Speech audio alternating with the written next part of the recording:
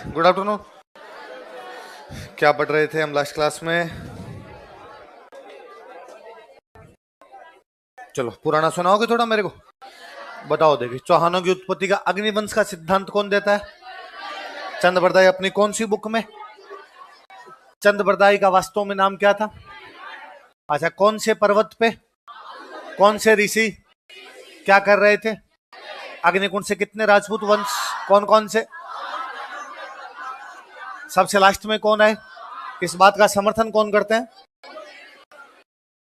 चौहानों को सूर्यवंशी कौन कौन बताते हैं?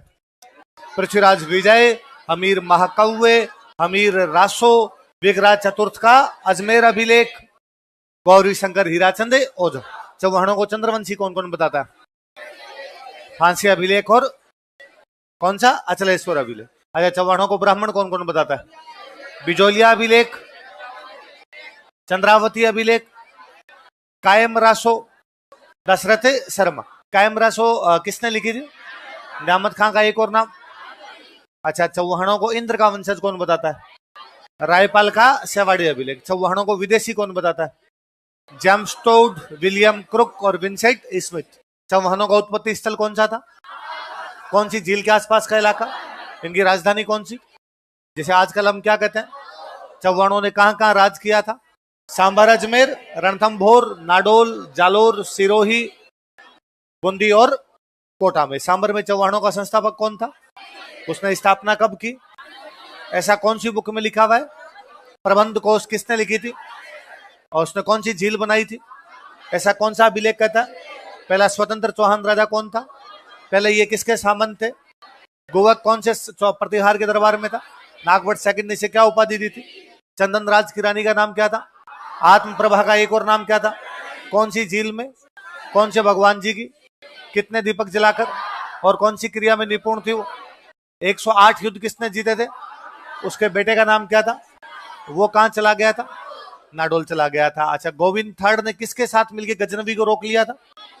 ऐसा कौन सा मुस्लिम इतिहासकार कहता है? उसकी उपाधि क्या थी? कौन सी किताब में ये उपाधि है?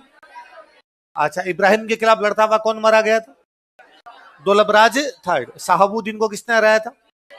बगुली शाह को किसने हराया था? अजमेर की स्थापना किसने की थी? कब की थी? क्या निर्माण करवाया था? किला क्या बनवाया था? कौन सी रानी के नाम के सिक्के चलाए थे? किस धातु के सिक्के चलाए थे? किसको हराया था इसने? गर्जन मातंगो। किसको हराया? पार्श्वनाथ मंदिर में क्या चढ़ा के आया था? किसके बीच शास्त्रार्थ की अध्यक्षता की थी? अंतिम समय में क्या बन गया था? और राजा किसको बना दिया था? अनुराज ने तुर्कों को हराकर वहां पर क्या बनवाई? पुष्कर में क्या बनवाया था? वराह मंदिर। कौन से संप्रदाय को भूमि अनुदान दिया था? खरतरगच। कौन से? दो जैन विद्वान थे इसके दरबार में, देवबोध और धर्म घोष। मालवा के कौन से राजा को रहा? गुजरात के कौन से राजा को रहा? जय सिंह सिद्धराज की कौन सी राजकुमारी से शादी की? गुजरात के कौन से राजा से हार गया और अपनी कौन सी राजकुमारी की शादी की? अरुणराज को कौन मार देता है? जगदेव को कौन हटा देता है? विगराज चतुर्थ का शासनकाल अजमेर के चौहानों का, ऐसा हमें कौन बताता है? उसने गजनी के कौन से राजा को रहा? खुसरो शाह। कौन सी किताब के अनुसार? ललित विग्रहराज। अच्छा, उसने गुजरात के कौन से राजा को रहा? उसने दिल्ली के कौन से वंश को रहा और तोमरों को अपना क्या बना लिया था? उसने कौन सा स्तंभ लगवाया था?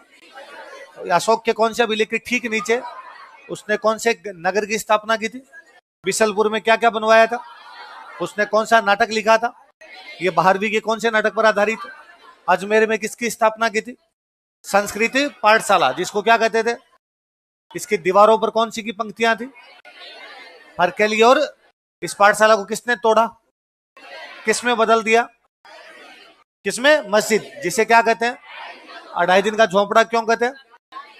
पीर पंजाब शाह का उर्स लगता है। कितने दिन का उर्स लगता है? 2.5 दिन का उर्स लगता है। इसकी उपाधियां क्या क्या थी? बिसल देव और कवि बंधु। कवि बंधु किसने कहा था? कौन इसकी तुलना कालिदास और भवभूति के साथ करता है? सोमदेव की बुक का नाम बताओ।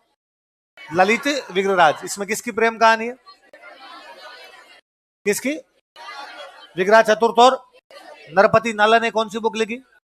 बिसल देव रासो। इसमें किसकी प्रेम कहानी है? ये कौन सी भाषा में लिखी गई, जो कि कौन से जिलों में बोली जाती है? विग्रह चतुर्थ का कौन सा बेटा राजा बना? अपर गंगे को कौन हटा देता है? पृथ्वीराज सेकंड का एक हरियाणा में कौन सा अभिलेख मिलता है? उसके अनुसार उसने हांसी में क्या बनवाया था और वहां पे किसकी नियुक्ति की थी? और उसका धोड़ गांव में अभिलेख मिला, कौन से मंदिर से मिला? रूठी रानी का नाम क्या मिलता उसमें? सुहाव देवी। क्या नाम था? और वो कहती है कि उसके पति ने राज्य कैसे प्राप्त किया था? उसने मैनाल में कौन सा मंदिर बनवाया था? गुजरात में कौन से राजा का बचपन बीता था? उसने कोंकण के कौन से राजा को मार दिया था? किसको? उसकी रानी का नाम क्या था? कर्पूरी देवी किसकी राजकुमारी थी? सोमेश्वर ने अजमेर में किस किस की मूर्तियां लगवाई? अपनी जता अपने पिता। पिता का नाम क्या था? कौन सा मंदिर बनवाया था? कौन सा अभिलेख लगवाया था? बिजोलिया अभिलेख कौन से ईस्वी का है? कौन से मंदिर में लगा हुआ है? पार्श्वनाथ मंदिर में कौन से दिगंबर जैन ने लगवाया था? ये किसके द्वारा रचित किया गया था? किसी ने लिखा था इसको? किसने खोदा था इसको? इसके अनुसार चौहान कौन से ब्राह्मण है? कौन से चौहान ने सांबर झील बनवाई थी? कौन से चौहान ने दिल्ली जीत ली थी? कौन से चौहान ने रेवणा गांव दिया था? सोमेश्वर की उपाधि क्या मिलती है? इसमें नागौर का नाम क्या मिलता है? जालोर का नाम क्या है? नाडोल का नाम क्या है? भीनमाल का नाम क्या था? उत्तमाद्री किसका नाम था? विजयावल्ली किसका नाम था? नागहरिद किसका नाम था? मंडलकर किसका नाम था? दिल्ली को क्या कहा गया? इसमें प्रशासनिक विभाजन कैसे मिलता है? देश, पत्तन, पुर, पल्ली और ग्राम का मुखिया क्या कहलाता था? गांव की बड़ी इकाई क्या कहलाती थी? प्रतिगण का मुखिया क्या कहलाता था? परिग्राही। क्या कहलाता था? जो मंदिरों को भूमि अनुदान दिए जाते वो क्या कहलाते थे? डोहली। क्या कहलाते? डोहली कहलाते थे। पृथ्वीराज के पिताजी का नाम क्या था? उसकी मम्मी का नाम क्या था? वो कितने साल में राजा बना? इसलिए सरंगसिका कौन थी? कौन से मंत्रियों के सहयोग से राज करती? कौन से दो चचेरे भाइयों का विद्रोह दबाता है? नागार्जुन ने राजधानी कहां बना ली थी? कौन सी जनजाति का विद्रोह दबाता है? वो कहां पर विद्रोह कर रहे थे? मथुरा, अलवर और भरतपुर। वो ऐसा कब कर रहे थे? इसकी जानकारी हमेशा कौन सा जैन राइटर देता है? जैनपति सूरी। महोबा या तुमुल का युद्ध कब हुआ था? महोबा का राजा कौन था? क्योंकि उसने पृथ्वीराज के घायल सैनिकों को, इस युद्ध में किसकी जीत हुई? किसको महोबा का प्रशासक बनाया गया? किसको? पंचवंत राय को। परमार्दी देव चंदेल के सेनापतियों के नाम बताओ। आला और उदय। इतना ही बेटा, चलो आगे।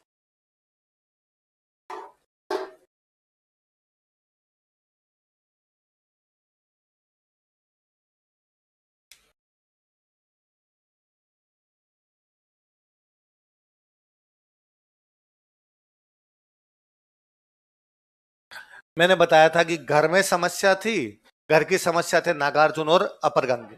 राज्य में समस्या थी, वो थे भंडानक। पड़ोसियों में समस्या थी, एक पड़ोसी परमार्दी देव चंदेल, एक पड़ोसी गुजरात वाले। गुजरात में कौन सा वंश था? चालुक्य। और चालुक्यों और चौहानों की लंबे टाइम से बनती।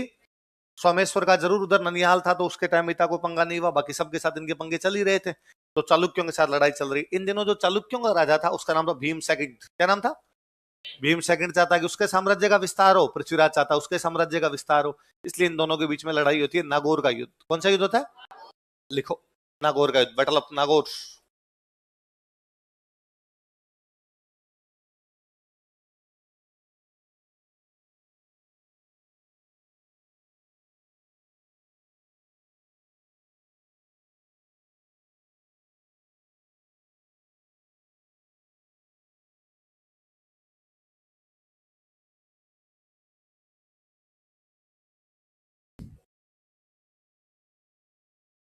नागौर का युद्ध।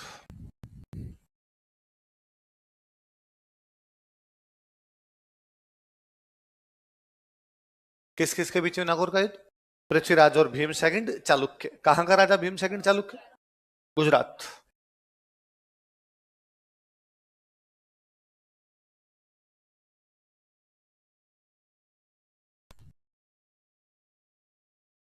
लिखो, युद्ध के कारण, causes of battle.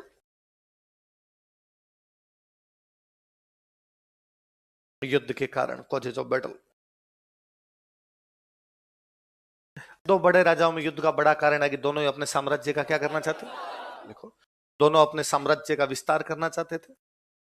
Both of them wanted to expand their empire. दोनों अपने साम्राज्य का विस्तार करना चाहते थे। Both of them wanted to expand their empire. दोनों अपने साम्राज्य का विस्तार करना चाहते थे। Both of them wanted to expand their empire. साम्राज्य का क्या करना चाहते थे? हम ये भी कह सकते हैं चौहानों और चालुक्यों में लंबे समय से दुश्मनी चली आ रही थी। देखो, चौहानों तथा चालुक्यों में लंबे समय से दुश्मनी चली आ रही थी। There had been a rivalry between Chauhans and Chalukyas for a long time. There had been a rivalry between Chauhans and Chalukyas for a long time. चौहानों तथा चालुक्यों में लंबे समय से दुश्मनी चली आ रही थी। There had been a rivalry between Chauhans and Chalukyas for a long time.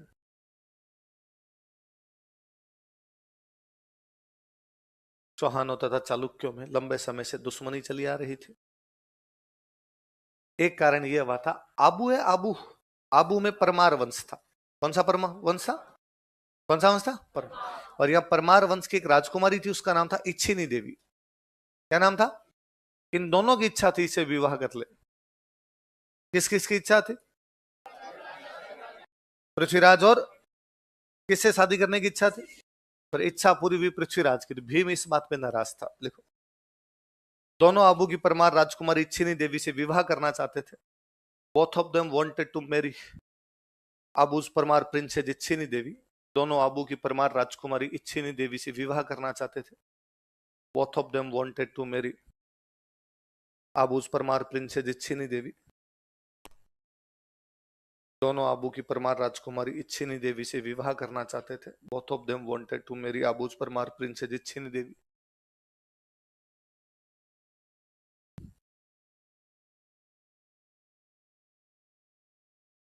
लेकिन उसका विवाह पृथ्वीराज के साथ हुआ।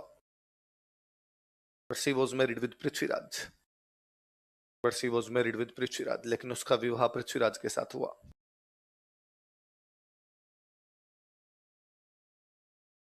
She was married with Prithviraj.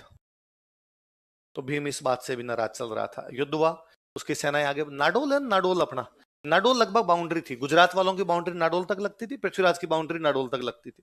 वहां से वो नाडोल से आगे बढ़ा, नागौर की तरफ आ गया। यहाँ लड़ाई में पृथ्वीराज लगभग जीतने वाला था। तभी उस भीम का एक सेनापति आता है। उस सेनापति का नाम था जगदेव प्रतिहार। क्या नाम था?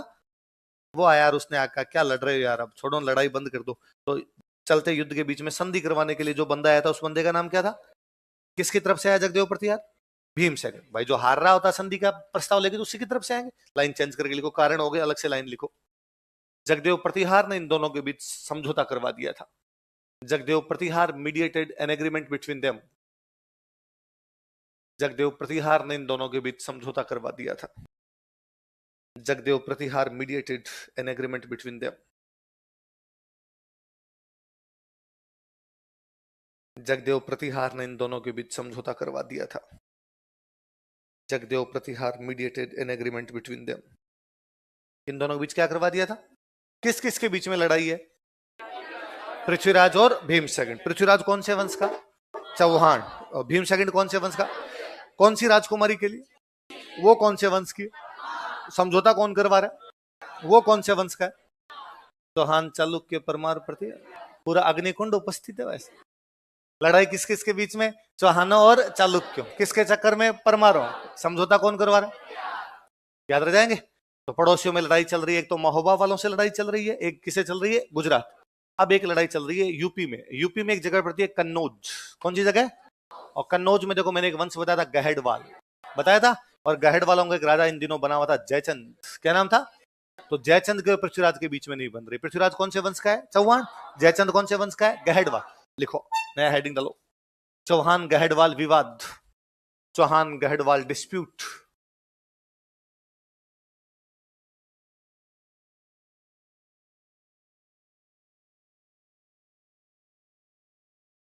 चौहान गहेड़वाल विवाद, चौहान गहेड़वाल डिस्प्यूट।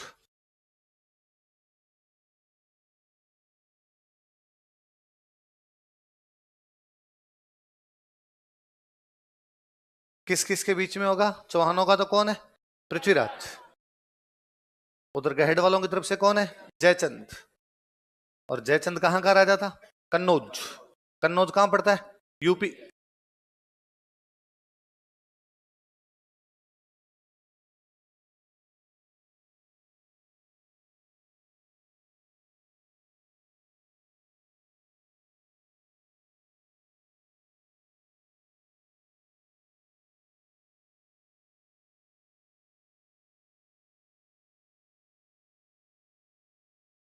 अब क्यों कोई विवाद था इनके बीच? विवाद के कारण, कॉजेज ऑफ डिस्प्यूट, विवाद के कारण।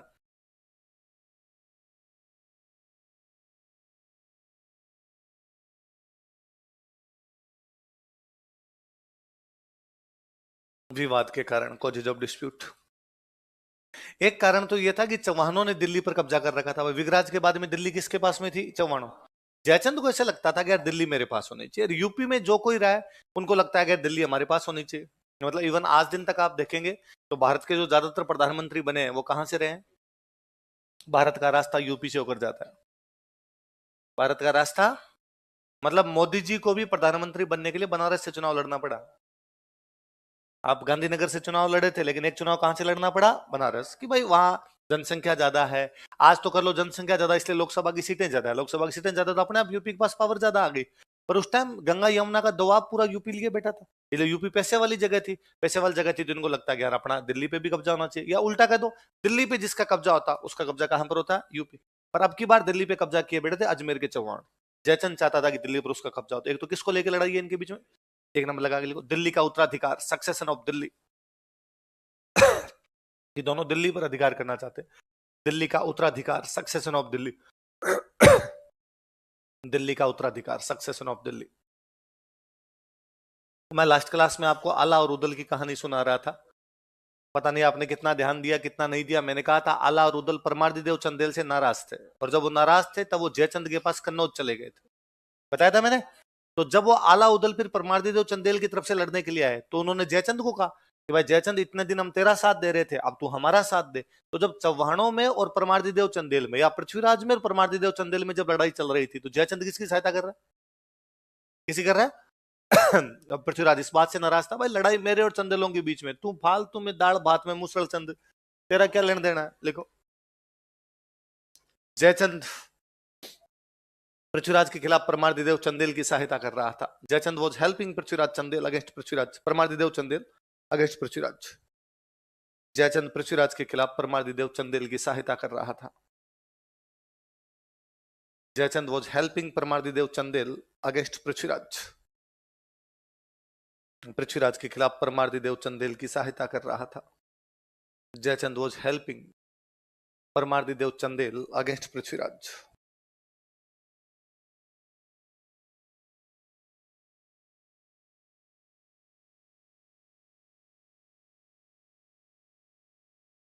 एक कारण फिर पृथ्वीराज रासो बताता है कि जयचंद की एक राजकुमारी थी और राजकुमारी का नाम था संयोगिता। क्या नाम था? संयोगिता नाम करके राजकुमारी थी, और वो और पृथ्वीराज दोनों एक दूसरे से प्यार करते थे। संयोगिता ने जाके जयचंद को कहा कि पिताजी मैं यदि शादी करूंगी तो किससे करूंगी? पृथ्वीराज। और जयचंद ने कहा कि नहीं, इसके अलावा तुम किसी से कर सकती हो, लेकिन पृथ्वीराज के साथ हम तुम्हारी शादी। और कहते जयचंद ने एक स्वयंवर का आयोजन किया। किसका आयोजन किया? स्वयं वर, अपना वर खुद चुन। और भारत के सभी राजाओं को, राजकुमारों को निमंत्रण भेजा गया कि राजकुमारी संयोगिता अपना वर स्वयं चुनना चाहती है। सारे राजा और राजकुमार नियत समय पर नियत स्थान पर अपने रिज्यूमे के साथ उपस्थित हो जाए। पूरा हॉल खचाखच भरा हुआ, तमाम राजा और राजकुमार आए हुए। संयोगिता एक एक से जा के पूछ रही थी कि बता मेवाड़ पूरा याद है कि नहीं है, प्रस्तावना पूरी सुना दे मेरे को, है ना, नागरिकता के कितने अधिनियम तेरे को याद है, करंट पढ़ता है या नहीं पढ़ता है, हिंदी इंग्लिश की तैयारी कैसी है। लेकिन किसी भी राजकुमार को सब कुछ याद। फाइनली वरमाला लिए हुए संयोगिता घूम रही है, एक भी हॉल में बैठे हुए लोगों में से उसको पसंद ही नहीं आया। वो हॉल से बाहर निकली। कहा जाता है कि जयचंद ने भारत के तमाम राजा राजकुमारों को बुलाया था सिवाय पृथ्वीराज के, और उसका कहना था पृथ्वीराज की औकात इतनी नहीं है कि मेरी बेटी से शादी करने के लिए, पृथ्वीराज केवल मेरा गेट कीपर बन सकता है। तो उसने गेट कीपर वाली जगह पृथ्वीराज की मूर्ति लगा रखी थी कि इसकी औकात इतनी है कि वहां जहां जहां चप्पलें खोलते हैं, जहां गेट शुरू होता है, बस वहां द्वारपाल बन सकता है, अंदर आने की इसकी औकात नहीं। संयोगिता बाहर गई। संयोगिता ने जाके गेट कीपर को माला डाल दी। उसने कहा अपने जो प्यार करते हैं तो किससे करते हैं? पृथ्वीराज। ऐसा कहते हैं कि पृथ्वीराज बाहर तैयार खड़ा था, वो संयोगिता को वहां से किडनैप करता है, वहां से उठा के ले जाता है। जयचंद की सेना पीछा करती है, लेकिन पृथ्वीराज की सेना जयचंद की सेना को हरा देती है। एक ये भी माना जाता है कि पृथ्वीराज ने जयचंद की राजकुमारी संयोगिता का अपहरण कर उससे क्या कर लिया था? विवाह। इसलिए भी जयचंद उससे क्या चल रहा था? नाराज। लिख लो, लिखो, पृथ्वीराज ने जयचंद की राजकुमारी संयोगिता का अपहरण कर उसे विवाह कर लिया था। Prithviraj kidnapped Jaichand's princess Sanyogita and married her. Prithviraj kidnapped Jaichand's princess Sanyogita and married her. Prithviraj ने जयचंद की राजकुमारी संयोगिता का अपहरण कर उससे विवाह कर लिया था। Prithviraj kidnapped Jaichand's princess Manushi Chhillar. Movie आई थी विजय पृथ्वीराज, उसमें संयोगिता कौन बनी थी? मानुसी छिल्लर। संयोगिता का अपहरण कर उससे विवाह कर लिया था। Kidnapped Jaichand's princess Sanyogita and married her.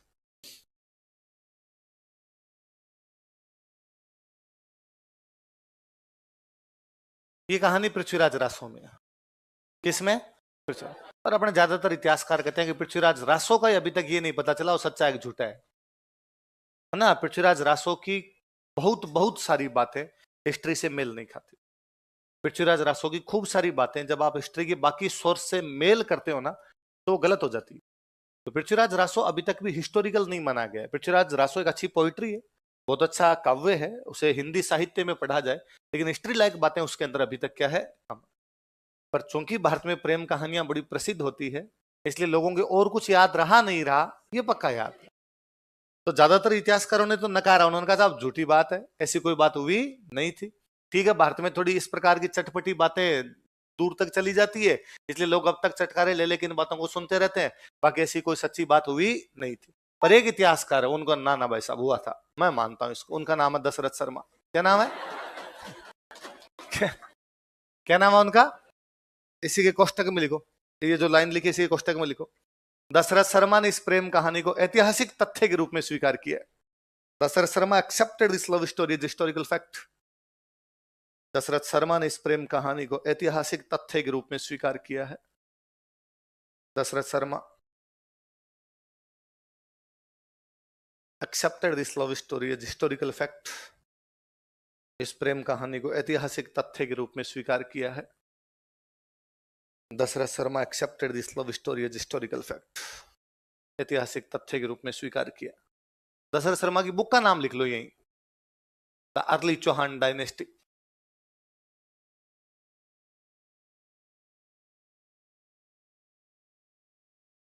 The early Chauhan dynasties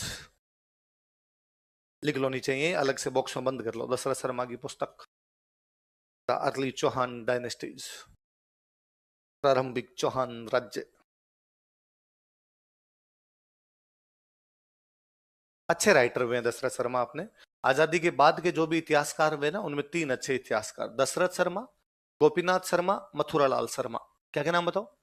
Dasharath Sharma, Gopinath Sharma, Mathuralal Sharma. दोबारा बोलो। है ना, कभी आप इंटरव्यू देने जाओ या सामान्य बातचीत में आपसे कोई पूछे कि राजस्थान हिस्ट्री की three Sharma's of Rajasthan history कौन कौन है, तो कौन कौन है? दशरथ शर्मा, गोपीनाथ शर्मा, मथुरालाल शर्मा। ना आजादी की बात, आजादी से ठीक पहले अपनी सबसे अच्छी हिस्ट्री को लिख के गए थे, तो लिखे गए थे गौरी शंकर हीराचंद ओझा। कौन लिखे गए?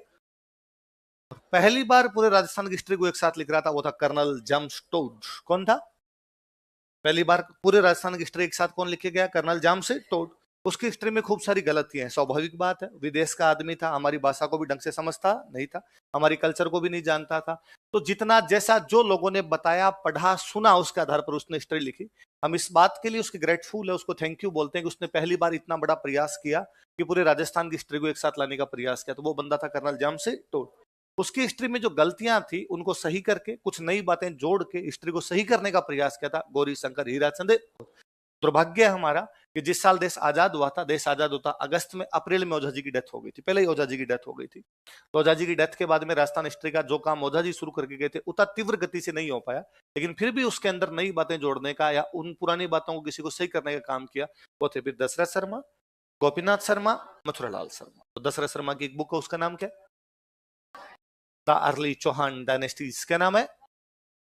और उन्होंने कहा है कि पृथ्वीराज और संयोगिता की प्रेम कहानी झूठी नहीं है। क्या है? तो कौन सा इतिहासकार स्वीकार करता है? कौन सी बुक में स्वीकार करता है? दार्ली चौहान डायनेस्टी। पृथ्वीराज को अपने घर में पंगे चल रहे हैं, किससे? नागार्जुन अपरगांगे। राज्य में पंगा चल रहा है, किससे? भंडानक। पड़ोसियों में पंगा चल रहा है, किससे? महोबा, गुजरात, कन्नौज। महोबा का राजा कौन है? परमार्दी देव चंदेल। गुजरात का राजा कौन है? भीम सेकंड चालुक्य। और कन्नौज का राजा कौन है? जयचंद। कौन है? जयचंद, जो कि कौन से वंश का? गहड़वाल। कौन से वंश का? महोबा वाले कौन से वंश के? चंदेल कौन से हैं? चंदेल। गुजरात वाले कौन से वंश के? और कन्नौज वाले कौन से वंश के? पड़ोसियों से चली रही थी। इन्हीं दिनों विदेशी आक्रमण को हो रहे थे। चौहान हम पढ़ रहे हैं लगातार गजनी से लड़ रहे हैं। किससे लड़ रहे हैं?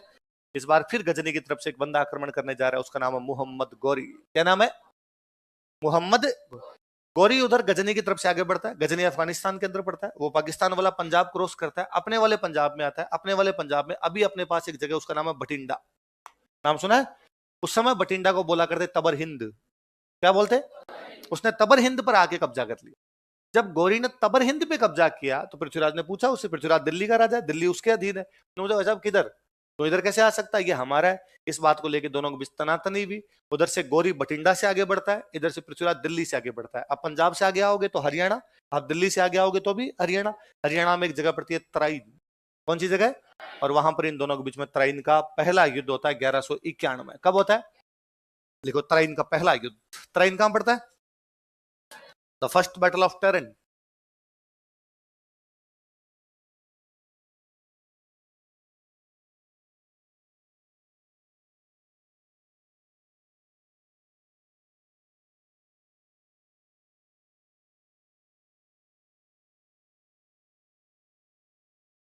किस किस के बीच में? पृथ्वीराज और गौरी। मोहम्मद गौरी। गौरी कहां का है? गजनी। कहां का है? गजनी। गजनी कहां पड़ता है? अफगानिस्तान।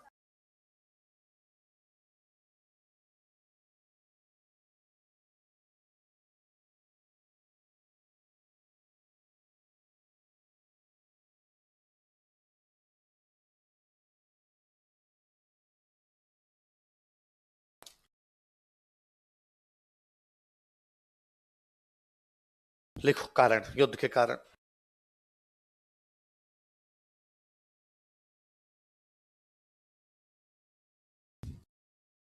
बड़े राजाओं के बीच युद्ध का एक बड़ा कारण तो साम्राज्य विस्तार की नीति है। लिखो, दोनों अपने साम्राज्य का विस्तार करना चाहते थे। Both of them wanted to expand their empire. उसमें गौरी तो ज्यादा ही करना चाहते। पृथ्वीराज ने, ये तो फिर भी भारत वाले तो अपने अपने इलाके में थे, वो तो इधर वाले इलाके में आ रहे थे, वॉयलेशन कर रहे थे। दोनों अपने साम्राज्य का विस्तार करना चाहते थे। Both of them wanted to expand their empire. दोनों अपने साम्राज्य का विस्तार करना चाहते थे। हम ये भी कह सकते हैं कि चौहानों और गजनी के राजाओं में भी लंबे समय से दुश्मनी थी। देख लो गजनी से कब लड़ने लगे हैं आप? तब से पढ़ने लगे हो कि महमूद गजनवी को गोविंद थर्ड ने रोक लिया। दुर्लभ राज इब्राहिम से लड़ता है।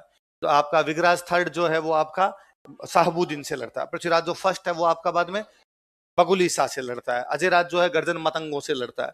इधर आपका अरुणराज था, वो तुर्कों को हरा के वहां पर बाद में आना सागर बनवाता है। विगराज चतुर्थ है, वो बाद में खुसरो शाह से लड़ता है। लगातार लड़ाई चली रही है। लिख लो, चौहानों तथा गजनी के राजाओं में लंबे समय से दुश्मनी चली आ रही थी। There had been a rivalry between Chauhans and kings of Ghazni for a long time. चौहानों तथा गजनी के राजाओं में लंबे समय से लड़ाई चली आ रही थी।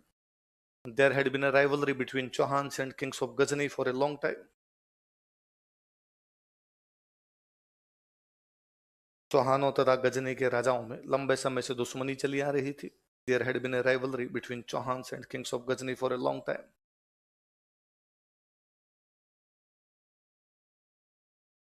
एक कारण मैंने बता ही दिया कि उसने बठिंडा पर कब्जा कर लिया था। और बठिंडा को उस समय बोला करते तबर हिंद। क्या बोलते? तो तबर हिंद पर कौन कब्जा कर लेता है? तबर हिंद आजकल क्या कहलाता है अपना? क्या कहलाता है? उसने यहाँ पे कब्जा किया और कब्जा करके अपने एक बंदे को यहाँ का प्रशासक बना दिया था, जियाउद्दीन। किसको बनाया था? किसने? गौरी ने। लिखो, अगला कारण लिख लो। गौरी ने तबर हिंद पर अधिकार कर लिया था। गौरी कैप्चर्ड तबर हिंद, कोष्टक में बठिंडा लिखना। गौरी ने तबर हिंद पर अधिकार कर लिया था। गौरी कैप्चर्ड तबर हिंद। तबर हिंद पर अधिकार कर लिया था। गौरी कैप्चर्ड तबर हिंद तथा जियाउद्दीन को प्रशासक बना दिया था। And appointed Ziauddin as administrator. तथा जियाउद्दीन को प्रशासक बना दिया था। And appointed Ziauddin as administrator.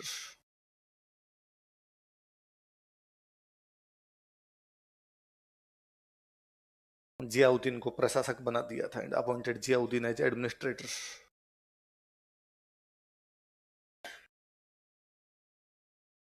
Ziauddin को क्या बना दिया था? प्रशासक बना दिया था। किसने? गौरी। लड़ाई होती है, दोनों के बीच में युद्ध होता है, युद्ध के अंदर पृथ्वीराज जीत जाता है। कौन जीत जाता? लाइन चेंज करके लिखो। इस युद्ध में पृथ्वीराज की जीत हुई, इस युद्ध में पृथ्वीराज की जीत हुई। Prithviraj von this battle. इस युद्ध में पृथ्वीराज की जीत हुई, Prithviraj von this battle. Delhi में कौन हुआ करते? तोमर। तो दिल्ली का एक तोमर लड़ने के लिए साथ में गया हुआ था, उसका नाम था गोविंदराज। क्या नाम था? तो दिल्ली का एक बंदा, उसका नाम है गोविंदराज तोमर। क्या नाम है? पृथ्वीराज के साथ लड़ाई करने के लिए गया हुआ है। ये कहते हैं कि जो गोरी था, गोरी के आगे वाले दांत तोड़ देता है, प्रथम मारता है उसके दांत तोड़ देता है। उसको घायल करने वाला कोई बंदा था, तो वो कौन था? लिखो, दिल्ली के गोविंदराज तोमर ने, गोविंदराज तोमर ऑफ दिल्ली, दिल्ली के गोविंदराज तोमर ने, गोविंदराज तोमर ऑफ दिल्ली, दिल्ली के गोविंदराज तोमर ने, गोविंदराज तोमर ऑफ दिल्ली, गोविंदराज तोमर ने गोरी को घायल कर दिया था, मेड इंजरीज टू गोरी। गोरी को घायल कर दिया था, मेड इंजरीज टू गोरी।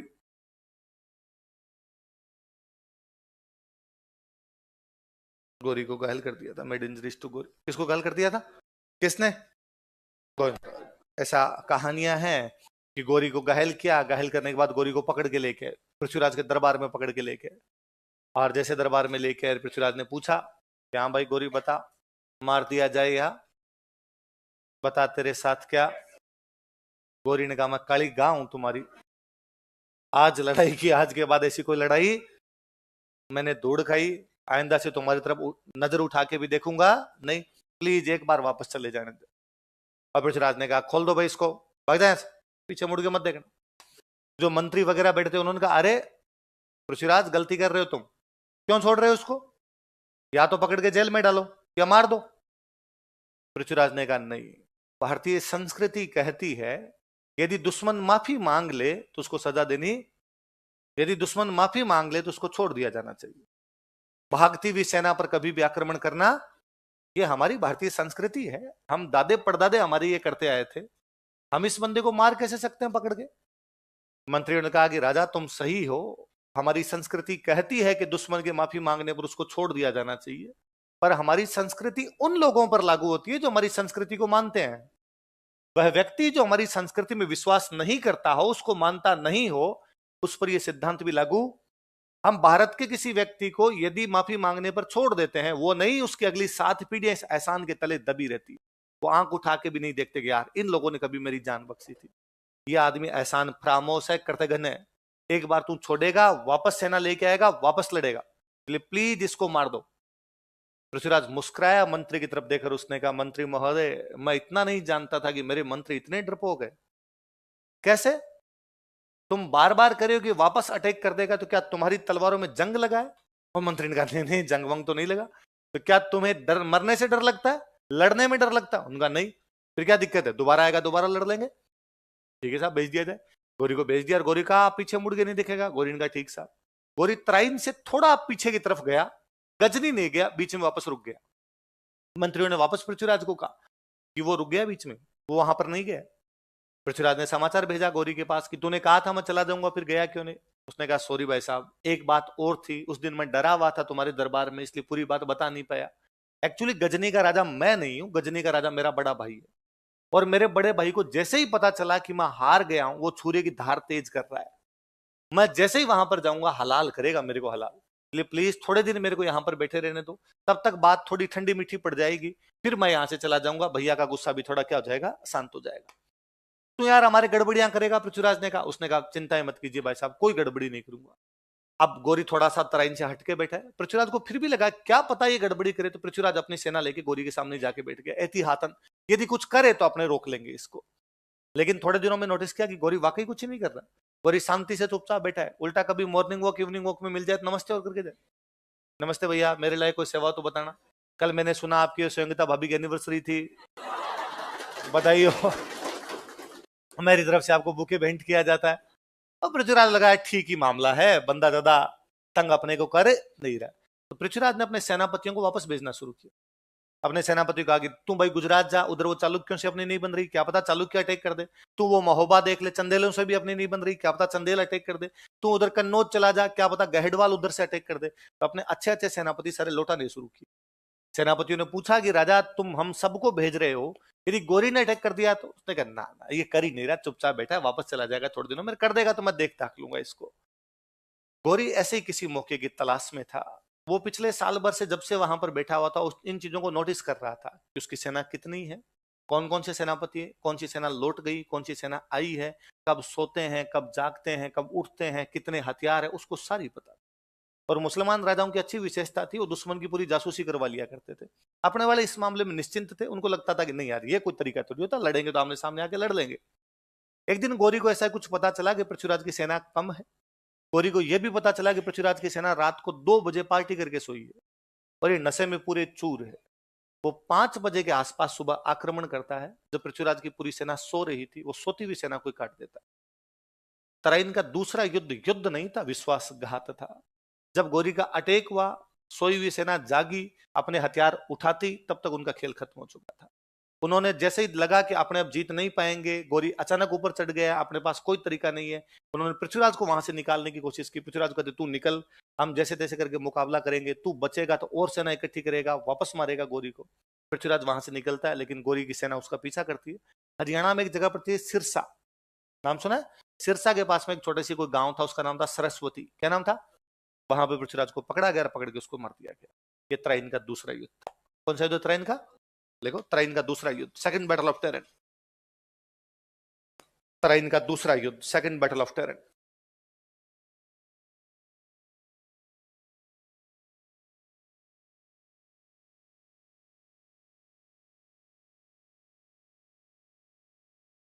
अगले ही साल है ना, 1191 की जगह बस 92 लिख लो, बाकी तो सेम ही लिखना।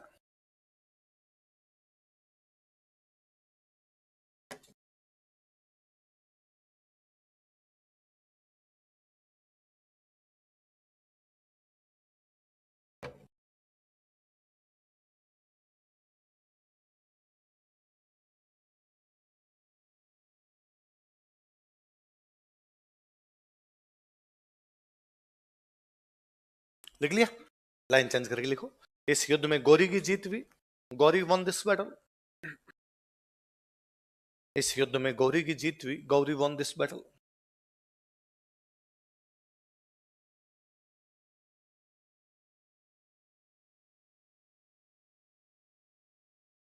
पृथ्वीराज को सिरसा के पास सरस्वती नामक स्थान से गिरफ्तार किया गया था। Prithviraj was arrested at place named Saraswati near Sirsa. Prithviraj को सिरसा के पास सरस्वती नामक स्थान से गिरफ्तार किया गया था। Prithviraj was arrested at place named Saraswati near Sirsa. Prithviraj को सिरसा के पास सरस्वती नामक स्थान से गिरफ्तार किया गया था। Prithviraj was arrested at place named Saraswati near Sirsa.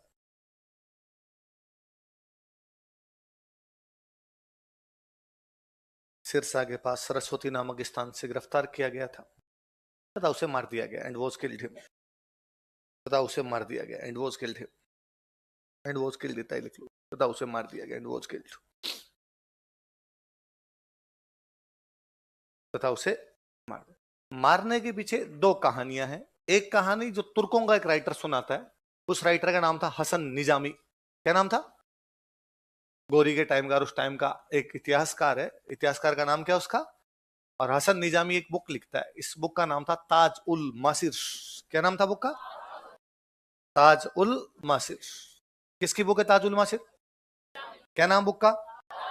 क्या नाम है? ताजुल मासिर किसकी बुक है? हसन निजामी अपनी इस ताजुल मासिर में लिखता है कि हमने पृथ्वीराज को पकड़ा, पकड़ने के बाद उसने सरेंडर कर दिया। सरेंडर कर दिया तो हमने उसको वापस अजमेर का राजा बना दिया। उसने हमारी अधीनता स्वीकार की, तुर्कों की अधीनता स्वीकार की, गौरी की अधीनता स्वीकार की, हमने उसको कहां का राजा बना दिया? अजमेर। लेकिन थोड़े दिन बाद वो वापस हमारे खिलाफ विद्रोह करता है। इस बार हमने पकड़ा और पकड़ के मार दिया। कुल मिला के हसन निजामी इस बात को प्रूव करना चाहता है कि पृथ्वीराज ने कुछ दिनों तक गौरी के अधीन राज किया था। ऐसा कौन सा राइटर कहता है? लिखो। हसन निजामी के अनुसार, अकॉर्डिंग टू हसन निजामी, हसन निजामी के अनुसार, अकॉर्डिंग टू हसन निजामी, पृथ्वीराज ने कुछ समय तक गौरी के अधीन शासन किया था। Prithviraj ruled under Ghori for some time. Prithviraj ने कुछ समय तक गौरी के अधीन शासन किया था। Prithviraj ruled under Ghori for some time.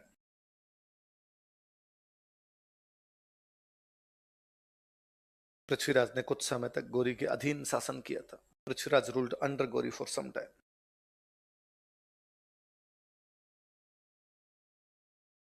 Book का नाम लिख लो, हसन निजामी की पुस्तक, बुक ऑफ हसन निजामी। क्या नाम है बुक का बताओ? ताज उल मासिर। क्या नाम बुक का? ताज उल मासिर। ताज उल मासिर किसकी बुक है? हसन निजामी की।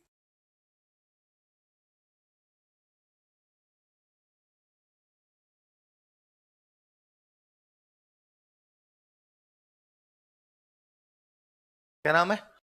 ताजुल मासिर। किसकी बुक है ताजुल मासिर? हसन निजामी की बुक का नाम क्या है? एक तो ये तुर्कों की तरफ से कहानी है, फारसी भाषा में लिखी गई पुस्तक ताजुल मासिर, जिसमें हसन निजामी कहता है कि हमने यहाँ पकड़ा था, पकड़ने के बाद उसने हमारी अधीनता स्वीकार की, हमने उसको अजमेर का राजा बनाया। थोड़े समय बाद उसने हमारी अधीनता मानने से मना कर दिया, उसने हमारे खिलाफ विद्रोह किया। इस बार हमने वापस पकड़ा और पकड़ के उसको मार दिया। एक कहानी तो ये। एक कहानी सुनाता चंद। कौन सुनाता? चंद्रबरदाई कहता है कि पकड़ा और पकड़ के यहां से गजनी ले गए। कहां पे ले गए? और गजनी ले जाके उसकी दोनों आंखें निकाल दी। गजनी ले जाके उसकी दोनों आंखें निकाल दी और उसको जेल में डाल दिया गया वहां पर। चंद्रबरदाई कहता है कि पृथ्वीराज मेरा बहुत अच्छा दोस्त था, मैं उसके पीछे पीछे गया, जेल में जाकर मिला, मुझे पता चला उसकी दोनों आंखें निकल चुकी, अंधा है वो।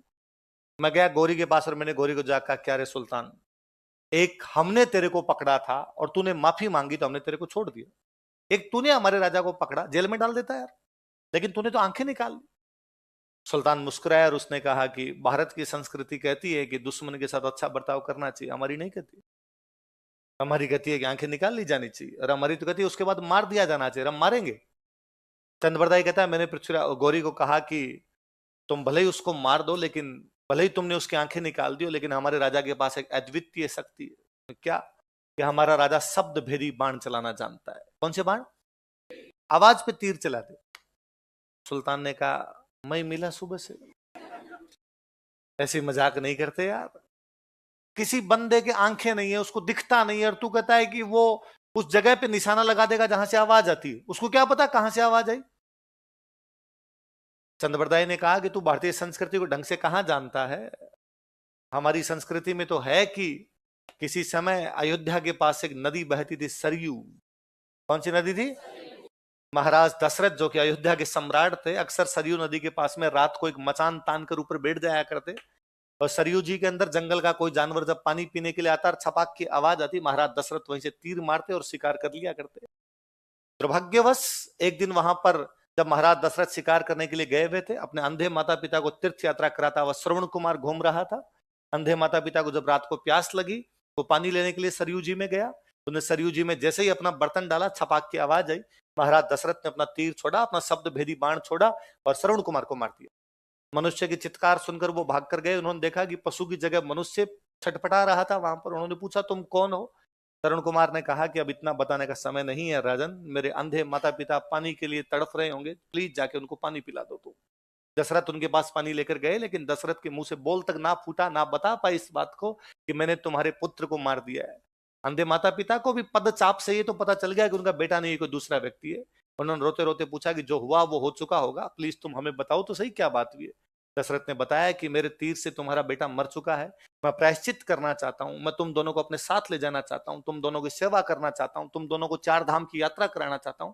वो तमाम तीर्थ जो श्रवण कुमार तुम्हें कराता मैं करा दूंगा, प्लीज आप मेरे साथ चलिए। अंधे माता पिता ने कहा कि जब बेटा ही मर गया तो अब हम भी जिंदा नहीं रहेंगे, पर हे महाराज दशरथ, हम तुम्हें श्राप देते हैं।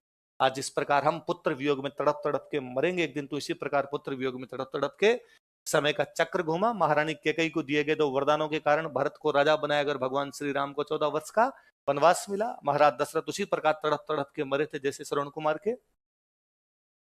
चंद्रबरदाई ने कहा गौरी, शब्द भेदी बाण ना होता तो महाराज दशरथ को वनवास ना जाना पड़ता। यदि वनवास ना जाते तो मां सीता का हरण नहीं होता, रामायण नहीं होती।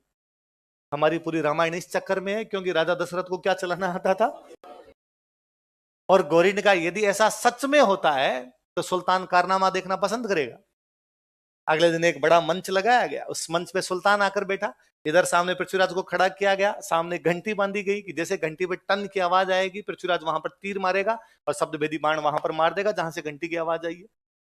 चंद्रबरदाई कहता है कि मैं वहीं खड़ा था और मैंने पृथ्वीराज को कहा कि पृथ्वीराज, अपने आवाज पर तीर चलाने की कोई आवश्यकता नहीं है, अपने घंटी पर तीर चलाने की कोई आवश्यकता नहीं है। गोरी बेटा है तेरे साइड के अंदर, सल्टा दे इसको आज। पृथ्वीराज ने पुनः कहा कि चंद्रबरदाई, मुझे नहीं पता कि गोरी कितनी दूरी पर बैठा है, बिना दूरी के मैं तीर कैसे चला सकता हूं। चंद्रबरदाई कहता, मैंने कहा उसको कि 4 बांस 24 गज अंगुलष्ट प्रमाण, ताऊ पर सुल्तान अरे मत चुके चौहान।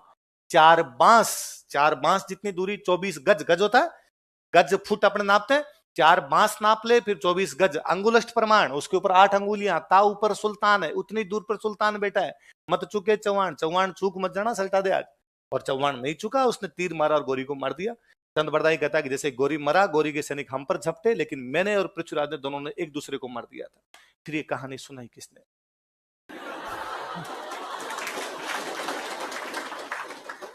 एक मूवी देखना कभी, पायरेट्स ऑफ द कैरेबियन, है ना, जैक स्पैरो, जैक स्पैरो। तो कहता पायरेट्स ऑफ द कैरेबियन के चंगुल में जो कोई फंसता वो कभी जिंदा बचकर वापस नहीं आ पाता है। और जैक स्पैरो कहता फिर ये कहानियां सुनाता कौन है, ये बताता कौन है कि पायरेट्स ऑफ द कैरेबियन ये करते हैं वो करते हैं। हम हालांकि इसका उत्तर देते हैं, हम कहते हैं कि चंद्रबरदाई के बेटे हुए थे जलहण। कौन हुए थे? और हम कहते हैं इस कहानी को किसने पूरा किया था? जलहण। हम ये कहानी जलहण बताते हैं। पर पुनः मैं उसी बात पर आता हूं जो थोड़ी देर पहले कह रहा था कि पृथ्वीराज रासो हिस्ट्री है या नहीं अभी तक पता। एक गंभीर लोचा है पृथ्वीराज रासो में। मेवाड़ में महाराणा वे राज सिंह जी, मेवाड़ महाराणा राज सिंह जी ने एक झील बनाई राजसमंद। राजसमंद झील के पास उन्होंने एक बहुत बड़ा संस्कृत का अभिलेख लगवाया जिसको हम कहते हैं राज प्रशस्ति, जो कि 1676 ईस्वी की तब की है। जब महाराणा राज सिंह जी राज प्रशस्ति लिखवा रहे थे तब उन्होंने अपने कुछ दूत राजस्थान में भिन्न भिन्न इलाकों में भेजे कि जाओ उन क्षेत्रों की हिस्ट्री लेके आओ। कि मेवाड़ का इतिहास लिखने के लिए बाकियों का इतिहास भी तो पता होना चाहिए। क्या पता बूंदी की हिस्ट्री में मेवाड़ की कोई बात हो, क्या पता जोधपुर की हिस्ट्री में मेवाड़ की कोई 2 बातें मिल जाए जो अपने वाली हिस्ट्री में नहीं है। मेवाड़ मारवाड़ वालों ने लिखा हो कि भाई मेवाड़ वालों ने अटैक किया था और हमने उसको हरा दिया था, ये बात मेवाड़ वालों ने नहीं लिखी, लेकिन किसने लिख दी? मारवाड़ वालों ने। तो तमाम जगह की हिस्ट्री लेके आओ। जब उनका कोई एक दूत अजमेर पहुंचा तो उसके पास एक बंदा है, उस बंदे ने आके कहा मेरे पास अजमेर का इतिहास। कौन सा? उसने कहा पृथ्वीराज रासो है मेरे पास। कौन सा पृथ्वीराज रासो? उसने कहा जो चंद्रबरदाई ने लिखा था। कौन चंद्रबरदाई? जो पृथ्वीराज के दरबार में। पृथ्वीराज रासो की पहली जानकारी राज प्रशस्ति के समय मिलती। कब मिलती है? पृथ्वीराज 1192 के अंदर किस्सा खत्म है। 1676 में जाके आप बुक पढ़ रहे हो 400-500 साल बाद, तब तक कई नमक मिर्च लगे होंगे। इसलिए इतने गंभीर लोचे आ गए इस बुक के अंदर कि आपस में उलझ के रह जाती है बुक, और बाकी जो हिस्टोरिकल फैक्ट है उनसे मैच नहीं कर पाती। ये बुक ये कहती है कि पृथ्वीराज की जो मम्मी थी वो दिल्ली की राजकुमारी थी।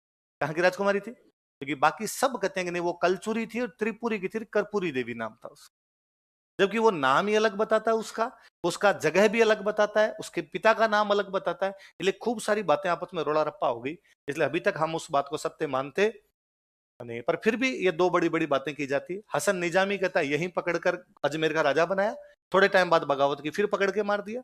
चंद्रबरदाई कहता नहीं, गजनी लेके गए थे, पहले आंखें निकाली थी, फिर उसको वहां पर हम दोनों ने एक दूसरे को मार दिया था।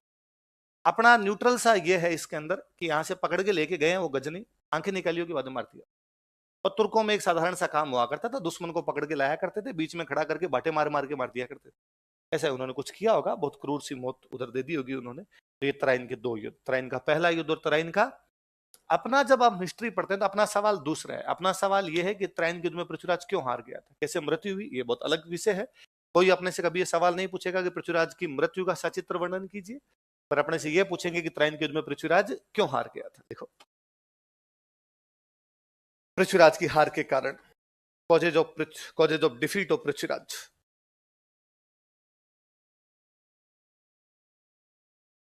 पृथ्वीराज की हार के कारण, causes of defeat of Prithviraj.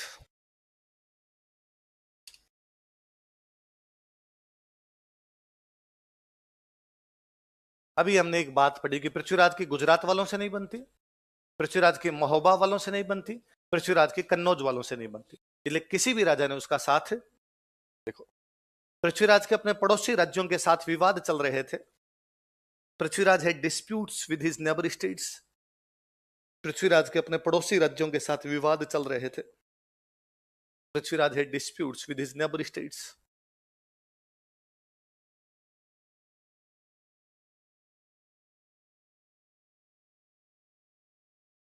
Prithviraj had disputes with his neighbour states. Prithviraj के अपने पड़ोसी राज्यों के साथ विवाद चल रहे थे।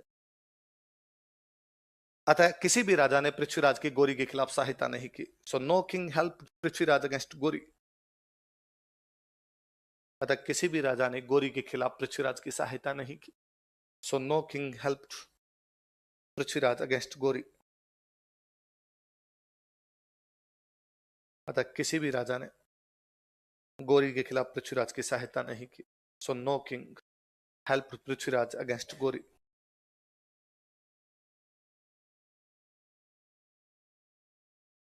हम अभी कह रहे हैं कि भाई पृथ्वीराज ने अपनी सेना वापस लौटानी शुरू कर दी थी, इसलिए पृथ्वीराज की सेना गोरी के मुकाबले क्या हो गई थी? कम, क्योंकि उसके जो बाकी सेनापति थे बाकी बाउंड्री पर भेज दिए गए थे. देखो तराइन के दूसरे युद्ध में, सेकंड बैटल ऑफ टेरन,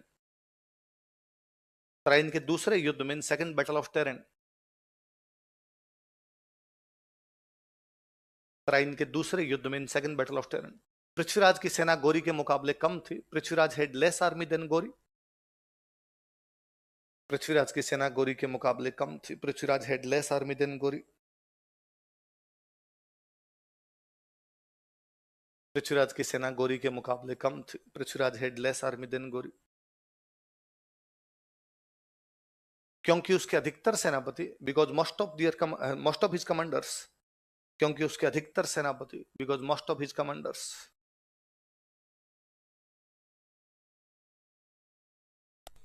क्योंकि उसके अधिकतर सेनापति, because most of his commanders, अन्य सीमाओं पर भेज दिए गए थे. Were sent to other boundaries.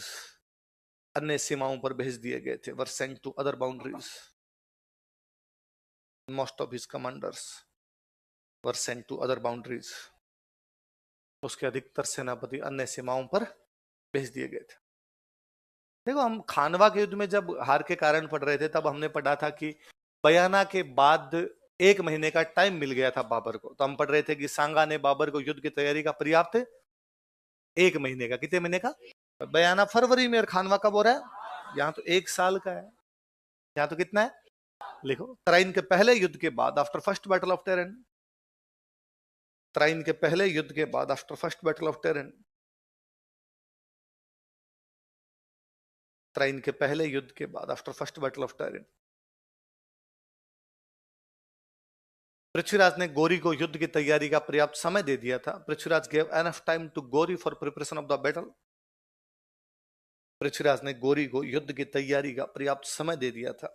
Prithviraj gave enough time to Ghori for preparation of the battle. Prithviraj ने गोरी को युद्ध की तैयारी का पर्याप्त समय दे दिया था.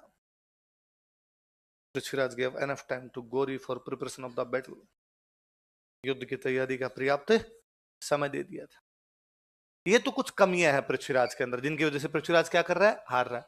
जीता कौन? गोरी. तो उसमें कुछ अच्छी बातें रही. एक पक्ष हारता उसका कमियां है, दूसरा पक्ष जीता तो उसमें क्या कुछ अच्छी बात. यदि गोरी 1 साल तक पृथ्वीराज को यह कह के वहां पर बैठा रहता है कि मैं वापस चला गया तो भाई मार देगा, इसका मतलब इंटेलिजेंट तो है, अपनी बातों में लगा रहा है. 1 साल तक न केवल उसने पृथ्वीराज को बातों में लगाए रखा बल्कि अपनी सेना को अच्छा किया और मौके की पूरी तलाश की कि कब पृथ्वीराज की सेना कम पड़ती है जब वो उस पर अटैक करे. इसका मतलब अच्छा डिप्लोमेट, कूटनीति समझते हो है कि कई बार आपको युद्ध में आमने सामने लड़ने से युद्ध से पहले की जो तैयारी होती है ज्यादा महत्वपूर्ण हो जाती है. युद्ध की पहले की तैयारी पृथ्वीराज की अच्छी है, गोरी की अच्छी. देखो गोरी एक अच्छा सेनापति था. गोरी वॉज ए गुड कमांडर. गोरी एक अच्छा सेनापति था. गोरी वॉज ए गुड कमांडर.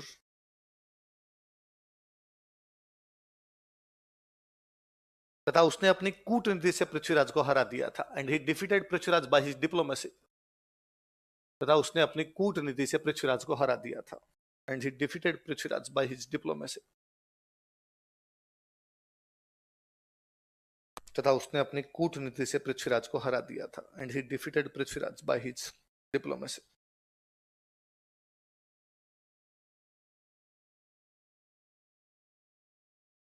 कूटनीति से पृथ्वीराज को हरा दिया था. 2 बातें सेम वही लिखेंगे जो हम खानवा में लिख रहे थे. काफी सालों तक ये हमारी कमी बनी रही थी कि बाहर के जो भी लोग आते थे वो घोड़े लेके आते थे. हमारे लड़ने का तरीका क्या था? हाथी.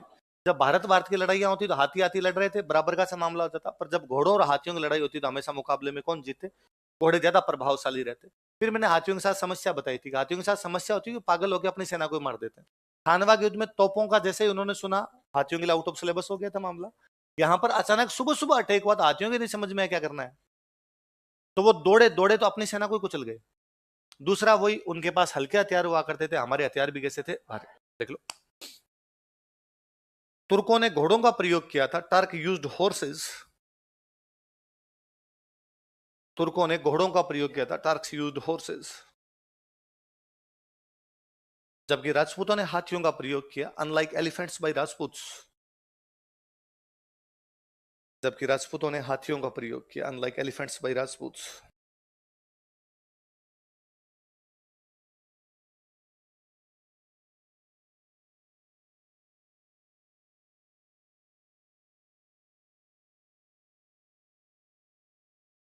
राजपूतों ने हाथियों का प्रयोग किया था। अगला और लिख लो। तुर्कों ने राजपूतों की अपेक्षा हल्के हथियारों का प्रयोग किया था, Turks used lighter weapons than Rajputs. तुर्कों ने राजपूतों की अपेक्षा हल्के हथियारों का प्रयोग किया था, Turk used lighter weapons than Rajputs. Turks used lighter weapons than Rajputs. तुर्कों ने राजपूतों की अपेक्षा हल्के हथियारों का प्रयोग किया था, Turks used lighter weapons than Rajputs.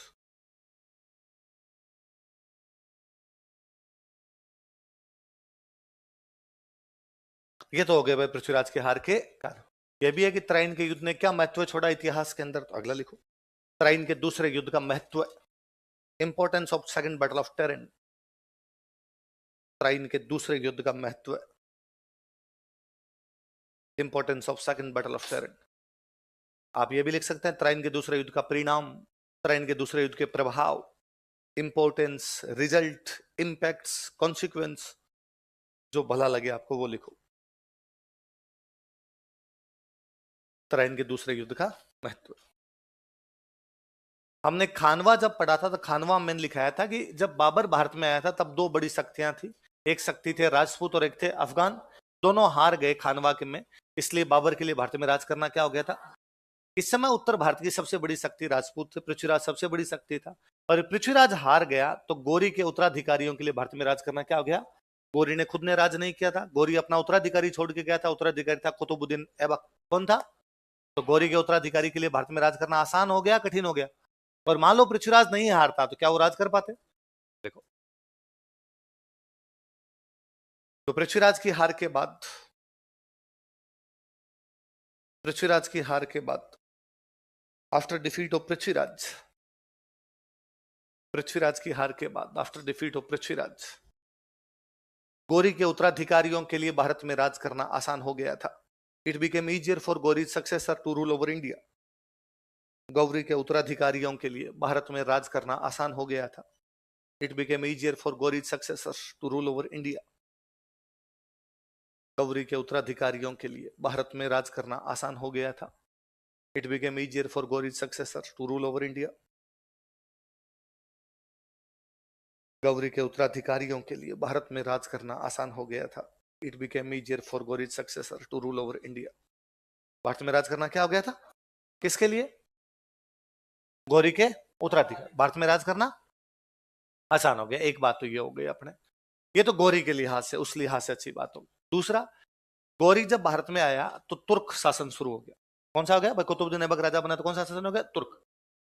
तुर्कों का राज भारत में खत्म किया जाके मुगलों ने। किसने किया। मुगलों का राज भारत में खत्म किया अंग्रेजों ने। किसने किया। 1947 तक अंग्रेज थे, 1192 में तुर्क आए, 1526 में मुगल आए, 1947 तक बाद में क्या बने रहे, मुगलों को खत्म करके बाद में कौन बने रहे, अंग्रेज। मतलब 1192 से लेके 1947 तक भारत का कोई आदमी भारत पर राज नहीं कर पाया। ये सारे विदेशी थे। तुर्क भारत के नहीं थे, मुगल भारत के नहीं थे, अंग्रेज भारत के। भारत पर एक फॉरेन रूल शुरू होता है जो कब तक बना रहा, 1947 में जाके बाद में भारतीय सम्राट बनते हैं पंडित जवाहरलाल नेहरू, है ना। और कई तो बाद में कहते हैं सर 47 में कहां बने, 2014 में बने जाके, नरेंद्र भाई, दामोदर भाई मोदी, है ना। तब तक ही बीच में कोई आया नहीं था। पर 1947 में जाके अपना राज आता है, भारतीयों का राज आता है। तब तक भारत में बाहर के लोग ही क्या करते रहे थे, शासन। देखो, तराइन के दूसरे युद्ध के बाद, after second battle of Tarain, Tarain के दूसरे युद्ध के बाद, after second battle of Tarain, Bharat में विदेशी शासन का सिलसिला प्रारंभ हो जाता है। A series of foreign rule was initiated in India. Bharat में विदेशी शासन का सिलसिला प्रारंभ हो जाता है। A series of foreign rule was initiated, a series of foreign rule, a series of foreign rule was initiated in India. या ओवर इंडिया भारत पर विदेशी शासन का सिलसिला प्रारंभ हो जाता है, जो 1947 तक जारी रहा, विच कंटिन्यू टिल 1947, जो 1947 तक जारी रहा, विच कंटिन्यू टिल 1947। पृथ्वीराज चौहान का जो टाइम है ये राजपूतों का पीक है। इस समय पूरे उत्तर भारत में राजपूत राज कर रहे थे। इसके बाद दोबारा ऐसी स्थिति कभी भी नहीं। राजपूतों की राजनीतिक महत्वाकांक्षाएं बढ़ रही थी, वो उत्तर भारत में पूरे में राज कर रहे थे, उनका राज शायद और बढ़ता, लेकिन तुर्कों के आने के बाद उनके राज पे क्या लग गया, रोक लग गई। उसके बाद उनका राज कभी भी इतने बड़े क्षेत्र पर दोबारा नहीं हो पाया था। लिखो, राजपूतों की उभरती हुई राजनीतिक महत्वाकांक्षाएं समाप्त हो गई। Rising political ambitions of Rajputs ended. राजपूतों की उभरती हुई राजनीतिक महत्वाकांक्षाएं समाप्त हो गई। Rising political ambitions of Rajputs ended. राजपूतों की उभरती हुई राजनीतिक महत्वाकांक्षाएं समाप्त हो गई। Rising political ambitions of Rajputs ended, समाप्त हो गई। तथा पृथ्वीराज के बाद एंड आफ्टर पृथ्वीराज, तथा पृथ्वीराज के बाद एंड आफ्टर पृथ्वीराज कोई भी राजपूत राजा दिल्ली पर शासन नहीं कर सका। No Rajput king ruled over Delhi. कोई भी राजपूत राजा दिल्ली पर शासन नहीं कर सका। No Rajput king ruled over Delhi.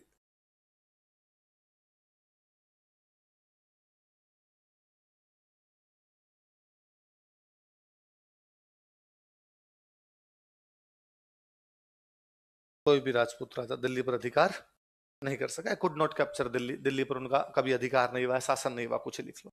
ये पॉलिटिकल बातें हैं सारी, कि गौरी के उत्तराधिकारियों के लिए राज करना आसान हो गया, भारत में विदेशी शासन आ गया, राजपूत दोबारा कभी दिल्ली पर कब्जा नहीं कर पाए। सारी कैसी बातें हैं, पॉलिटिकल। लेकिन जब राज चेंज होता है तो कल्चरल चेंज भी होते हैं, और उस समय कल्चरल चेंज ज्यादा हो जाएंगे जब राज ऐसा चेंज हो कि कल्चर ही चेंज हो जाए। कि पहले भारत के लोगों में राज चेंज हो रहा था, यूपी वाले को हटा के एमपी वाला आ गया, एमपी वाले को हटा के राजस्थान वाला आ गया, तो मामला ठीक ठाक था। अब जब आपको हटा के अफगानिस्तान का आएगा तो राज पूरी तरीके से क्या हो जाएगा, चेंज। और जब कोई चेंज आएंगे तो दोनों प्रकार के हो सकते हैं, वो अच्छे भी हो सकते हैं और बुरे भी हो सकते हैं। तो भारतीय कला और संस्कृति पर सकारात्मक और नकारात्मक दोनों प्रकार के प्रभाव देखने को मिलते हैं। लिखो अगला, लिखो। चार कितने पॉइंट हो गए, चौथा लिखो। तुर्क शासन की स्थापना के कारण, तुर्क शासन की स्थापना के कारण, due to foundation of Turks rule, तुर्क शासन की स्थापना के कारण, due to foundation of Turks rule, भारतीय संस्कृति पर सकारात्मक तथा नकारात्मक प्रभाव दिखाई दिए। Positive and negative impacts were seen on Indian culture. भारतीय संस्कृति पर सकारात्मक व नकारात्मक प्रभाव दिखाई दिए। Positive and negative impacts were seen on Indian culture. भारतीय संस्कृति पर सकारात्मक तथा नकारात्मक प्रभाव दिखाई दिए। Positive and negative impacts were seen on Indian culture. दोनों प्रकार के अच्छे भी प्रभाव आए और बुरे भी। पहले कौन से पढ़े, अच्छे। देखो ए बी लगा के इसी में पढ़ लेते हैं। ए लगा के लिखो सकारात्मक प्रभाव, पॉजिटिव इंपैक्ट्स। इसी पॉइंट के सब पॉइंट बना लेते हैं अपने। सकारात्मक प्रभाव इसी में अब एक दो लिखेंगे ना, सकारात्मक एक दो जितने अपने को आएंगे उतने लिख लेंगे। एक नंबर लगा के लिखो। एक अच्छा प्रभाव यह आया कि एक नई कल्चर शुरू हुई, जिस कल्चर का नाम है इंडो इस्लामिक। क्या नाम था? इंडो मतलब भारत, इस्लामिक मतलब मुस्लिम, जो भारत से बाहर से आए थे। इंडो मतलब हिंदू का, और इस्लामिक मतलब मुस्लिम। अब ऐसी कल्चर आई थी जिसमें थोड़ी हिंदुओं की बात थी और थोड़ी किसकी बात थी, मुस्लिम। अब कल्चर का प्रभाव कहां कहां दिखाई दे सकता है? आर्किटेक्चर, म्यूजिक, लिटरेचर, पेंटिंग्स, और जो जो और वस्त्र वगैरह सब चीजों पे दिखाई देते हैं। पर मोटा मोटा आपने कहते इन चीजों पे दिखाई दिए कि अब स्थापत्य कला में ऐसी स्थापत्य कला थी, ऐसा आर्किटेक्चर था, इसमें हिंदू विशेषता भी थी और मुस्लिम विशेषता। संगीत में, चित्रकला में, साहित्य में, सब में हिंदू विशेषता भी थी और मुस्लिम विशेषता। तो एक नई कल्चर आई, उस कल्चर का नाम क्या था? लिखो आप, फिर मैं समझाता हूं थोड़ा। एक नंबर लिखो। भारत में नई इंडो इस्लामिक संस्कृति का उदय हुआ। New Indo Islamic culture was evolved in India. Bharat में नई इंडो इस्लामिक संस्कृति का उदय हुआ। New Indo Islamic culture was evolved in India. Bharat में नई इंडो इस्लामिक संस्कृति का उदय हुआ। New Indo Islamic culture was evolved in India. जिसके प्रभाव स्थापत्य, संगीत, साहित्य तथा चित्रकला पर दिखाई दिए। विच impacts were visible on architecture, music, literature and paintings. जिसके प्रभाव स्थापत्य कला, संगीत, साहित्य तथा चित्रकला पर दिखाई दिए। विच impacts were visible on architecture, music, literature and paintings. जिसके प्रभाव स्थापत्य कला, संगीत, साहित्य तथा चित्रकला पर दिखाई दिए। Which impacts were visible on architecture, music, literature and paintings.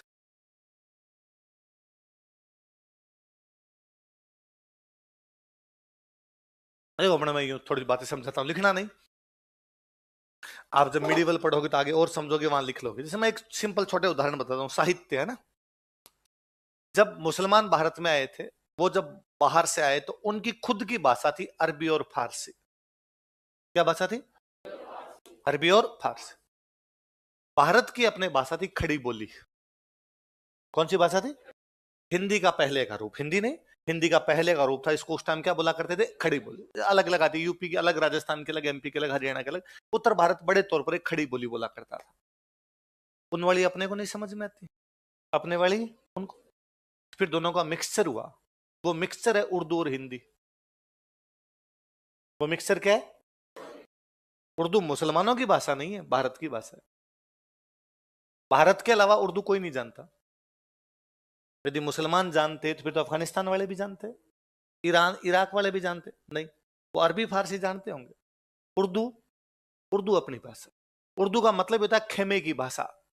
किसकी भाषा? खेमा मतलब सेना।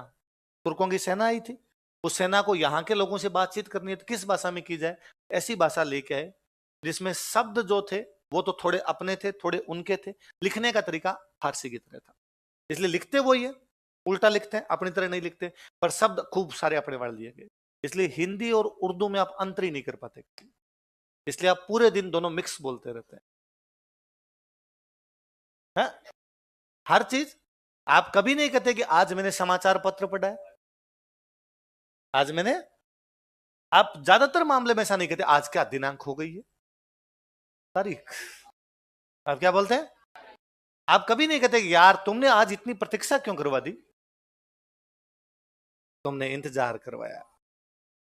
इंतजार कहते हो, ये थोड़ी को प्रतीक्षा है ना। तो हम अभी भी खूब सारे ऐसे वर्ड्स बोलते हैं जो हिंदी के तहत बोलते हैं लेकिन होते उर्दू में। सेम उर्दू वाले खूब सारे ऐसे वर्ड बोलते हैं जो बोलते उर्दू के तहत लेकिन होते किसके हैं? हिंदी और उर्दू एक जैसी भाषाएं। ये उस समय मध्यकाल के अंदर डेवलप हो रही थी, उस समय डेवलप हुई भाषाएं, ताकि कुछ ऐसी भाषाएं जिनके अंदर थोड़े थोड़े शब्द दोनों के मिला लिए जाएं, ताकि एक दूसरे के बोलने में क्या रहे, थोड़ी सहूलियत रहे। बस इसलिए किया गया। आई बात समझ में? तो साहित्य का सीधा सीधा दिखता है कि नई भाषाओं का विकास हो रहा है, तो ये नई कल्चर है, तभी नई भाषा का। यदि वो कल्चर नहीं आती तो क्या विकास होता? स्थापत्य कला से।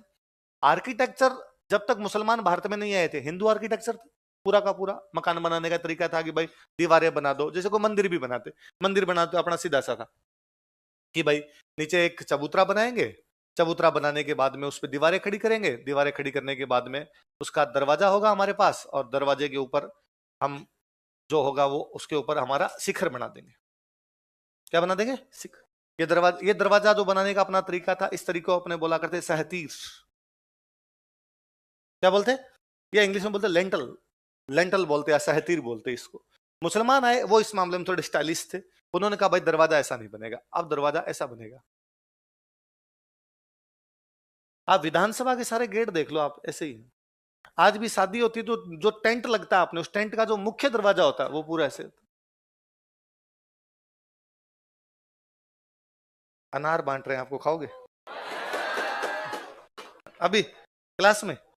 है फिर ये पढ़ेंगे नहीं मेरे से। 15 मिनट ज्यादा नहीं लगे, चलो ठीक है ना। अब मैं देखो एक एग्जांपल देता हूं, इधर सुनना देखो। अरे खा नहीं पाओगे, छिला हुआ नहीं है, छिलना घर पे जाके उसको, अभी तो उसको लेके बैग में डालना है। पर मैंने शायद एक दिन पहले ही बात बताई थी कि या तो महाराजा जसवंत सिंह अफगानिस्तान से अनार लाए थे, या महाराजा दिलीप मेहता गांव से यहां अनार लाए। अपने बात की थी कि अपना एक दिन आएगा जब अनार महोत्सव मनाएंगे। अनार महोत्सव आज है, मैं आपको गारंटी देता हूं, आप घर पे जाके खाना, अपने हाथों से छीलना, आपके हाथ बाद में लाल जरूर हो जाएंगे। यूं लगेगा जैसे बकरा खाया बकरा आपने, हाथ एकदम लाल रहेंगे आपके। सही है। तो और सुनना, देखो तो ये देते हैं आप, आपने जेब बैग में डाल लीजिए, इधर देखिए थोड़ा सा। तो देखिए स्थापत्य कला में एक दिल्ली में एक सुल्तान बना, उस सुल्तान का नाम था गैसुद्दीन तुगलक। क्या नाम था? उसका मकबरा, उसकी मकबरे की विशेषता मीडियल में पढ़ोगे तब और पढ़ोगे। हुआ क्या कि मुसलमान जब भारत के अंदर आए थे तो उनको बिल्डिंग्स चाहिए थी मस्जिद के लिए। किसके लिए चाहिए? अब नई बिल्डिंग कहां से बनाए? तो उन्होंने कहा एक काम करो, जो इंडिया वाली बिल्डिंग है इनको तोड़ दो और इनको तोड़ के क्या बना लो, बिल्डिंग बना लो अपने जैसे। तो मान लो कोई संस्कृत पाठशाला थी तो उसकी दीवारें तो वही पड़ी रही, ऊपर से उसकी छत तोड़ी और छत तोड़ के उसका एक तो दरवाजा स्टाइलिश कर दिया थोड़ा, और दरवाजा स्टाइलिश करके उसके ऊपर गुंबद बना दिया। क्या बना दिया? ये गुंबद। तो आप कभी ताजमहल के ऊपर देखोगे तो ताजमहल के ऊपर क्या बना हुआ है? तो ये गुंबद बनाने लगे। ये जो दरवाजा बनाने का तरीका होता है इसको बोलते हैं मेहराब। क्या बोलते हैं? आर्च, आर्च बोलते हैं इसको। अपने पहले हुआ करते थे सहतीर, लेकिन अब सहतीर की जगह क्या बनने लगे थे? आर्च बनने लगे थे। पहले लेंटल थे फिर आर्च थे। तो गैसुद्दीन, अब शुरुआत में तो क्या हुआ कि जैसे संस्कृत, अरे बातें नहीं मिल जाएंगे रे, अनार ही नहीं देखे हुए क्या? क्या मंगतों की तरह कर रहे हो? सबको दे देना, नहीं मिले हाथ खड़े कर देना, मैं दिलवा दूंगा तुम्हें। एक बार इधर देखो तू। तो एक तो ये था कि जो पुरानी बिल्डिंग्स थी उनको तोड़ तोड़ के बनाया जाए। फिर आया कि नहीं भाई, जब अलाउद्दीन खिलजी का शासन आया तो कहा पुरानी बिल्डिंग्स को तोड़ के क्यों बनाया जाए, हम हमारी बिल्डिंग बना लेंगे खुद की। तो अब नई बिल्डिंग बनानी शुरू की। पर नई बिल्डिंग बनाने वाले कारीगर कौन? इंडियंस। कारीगर कौन? इंडियन।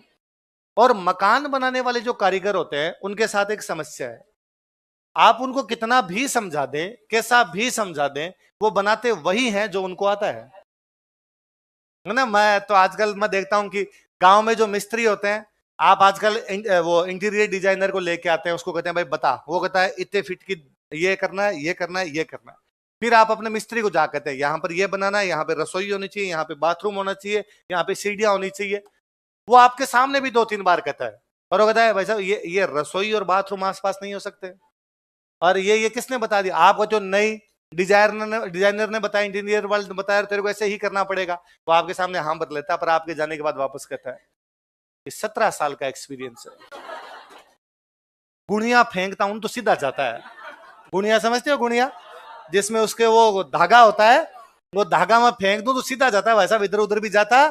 और ये कल के छोरे मेरे को कागज में बना के बताएंगे कि दीवार कितनी होनी चाहिए कितनी नहीं होनी चाहिए।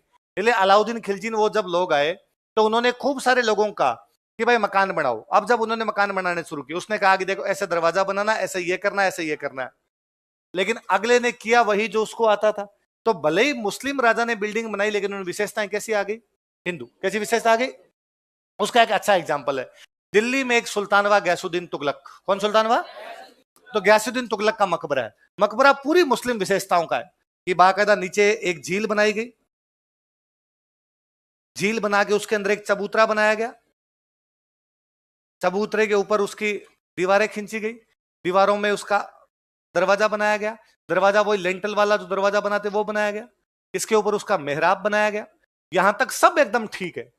यहां पर उसके साइड में मीनारे बनाई गई, आप ताजमहल के साइड में देखना मीनारे बनी हुई। उसके ऊपर जाने के बाद में भगवान जाने उस मिस्त्री के क्या दिमाग में आया, उसने बनाया कलश, है ना। ऊपर जाने के बाद में उसने एक बनाया आमलक। ये हिंदू विशेषता थी कि मंदिरों में सबसे ऊपर ये कलश बनाया जाता और क्या बनाया जाता। अब मैं कई बार सोचता हूं कि यार गैसुद्दीन तुगलक ने जब मकबरा देखा, उसने कहा ये क्या किया रे, ये ऊपर क्या बना दिया, हटाओ इनको। और मिस्त्री ने कहा सर 1 मिनट, पहले बाकी लोगों से पूछ लो, यदि ठीक लग रहे हैं तो पड़े रहने देंगे, ठीक नहीं लग रहे हैं तो हम हटा देंगे। बाकी बताने वाले कौन? मजदूर। मजदूर भी उसके ही है। और उन्होंने देखा वैसा थू थू, ऐसा अच्छा कलश और आमलक हमने पहले बनाया। कुछ चीजें बंदा वही करता है जो दूसरे कहते हैं। अपने कई बार लगता है कि यार क्या पता अपने नहीं समझ में आ रही हो, दूसरे अच्छा बता रहे हैं तो ठीक ही होगा। इसलिए ज्यादातर जो मध्यकाल की इमारतें हैं उनमें हिंदू विशेषता भी मिल जाती है और कैसी मिल जाती है, मुस्लिम। जब दोनों विशेषता एक साथ मिलती है तब उसको हम बोलते हैं इंडो इस्लामिक। क्या बोलते हैं? साहित्य में नई भाषाएं, स्थापत्य कला में नए तरीके। दो चीजें ये तो और बड़ी गजब है, संगीत और चित्रकला। कौन कौन सी? इस्लाम ये कहता है कि संगीत और चित्रकला हराम है, न तो गीत गाए जाने चाहिए न किसी प्रकार के चित्र। इसलिए भारत से बाहर जब तक मुसलमान थे वो ना तो गीत गाते थे ना ही किसी प्रकार के चित्र बनाया करते थे। लेकिन जब भारत आए और यहां आने के बाद देखा कि शाम को मंदिर में हरे रामा हरे कृष्णा झुक झुक के अपने वाले गीत गा रहे थे। उन्होंने पूछा भाई ये तुम हिल हिल के क्या करते रहते हो? हमने कहा ये भगवान के पास जाने का तरीका है, ये फ्रीक्वेंसी मैच होती है हमारी और हम डायरेक्ट भगवान के पास चले जाते हैं। भारत के अंदर एक नई विचारधारा शुरू होती है, सूफीजम। क्या शुरू होती है? सूफीजम पूरा कव्वालियों पर है। आप किसी भी सूफी संत की दरगाह पे चले जाइए, आज भी हिल हिल के गीत गाते हुए लोग मिलेंगे आपको। भरदे झोली मेरी ये मोहम्मद जाए ना दर से तेरे कोई खाली, मौला मेरे सब जगह गाए जा रहे हैं। ये केवल भारत में, भारत के अलावा कहीं भी।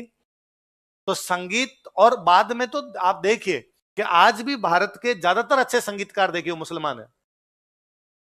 एक बार यहां शुरू हुए, फिर पता चला कि अल्लाह ने सबसे खूबसूरत कंठ मुसलमानों को दिए हैं, इसलिए बाद में खूब सारे गीत गाए गए। ये का ये चित्रकला सल्तनत काल में तुर्कों के राज में चित्र बने ही नहीं, अकबर के टाइम में जाकर बाद में चित्र शुरू हुए। लेकिन फिर भी थोड़े थोड़े चित्र बनने शुरू हुए, तो उसमें चित्र जो भी बनते उनमें हिंदू विशेषता भी होती है, कैसी विशेषता होती? मुस्लिम। तो एक नई कल्चर है, उस कल्चर का नाम क्या था? Indo Islamic. उसमें दोनों विशेषता थी, हिंदू और मुसलमान। उसके प्रभाव कहां कहां दिखाई दिए? साहित्य, स्थापत्य कला, संगीत और आई बात सुन, कल्चर पे प्रभाव पड़ा। तो एक जगह प्रभाव और है धर्म। कहां पर आया? तो अपना भारत का धर्म कौन सा था? हिंदू। बाहर से एक धर्म आया, वो कौन सा हो गया? मुसलमान। दो धर्म हो गए। हिंदुओं की कुछ विशेषता मुसलमानों ने ली, मुसलमानों की कुछ विशेषता किसने ली? हिंदू। जब हिंदुओं ने मुसलमानों की विशेषता ली तो अपने यहां पर एक आंदोलन शुरू होता है, उस आंदोलन का नाम था भक्ति। क्या नाम था? मुसलमानों ने जब हिंदुओं की विशेषता ली तो एक आंदोलन शुरू हुआ, उसका नाम था सूफी। कौन सा था? सूफी। अब सुनो, देखो मैं बताता हूं।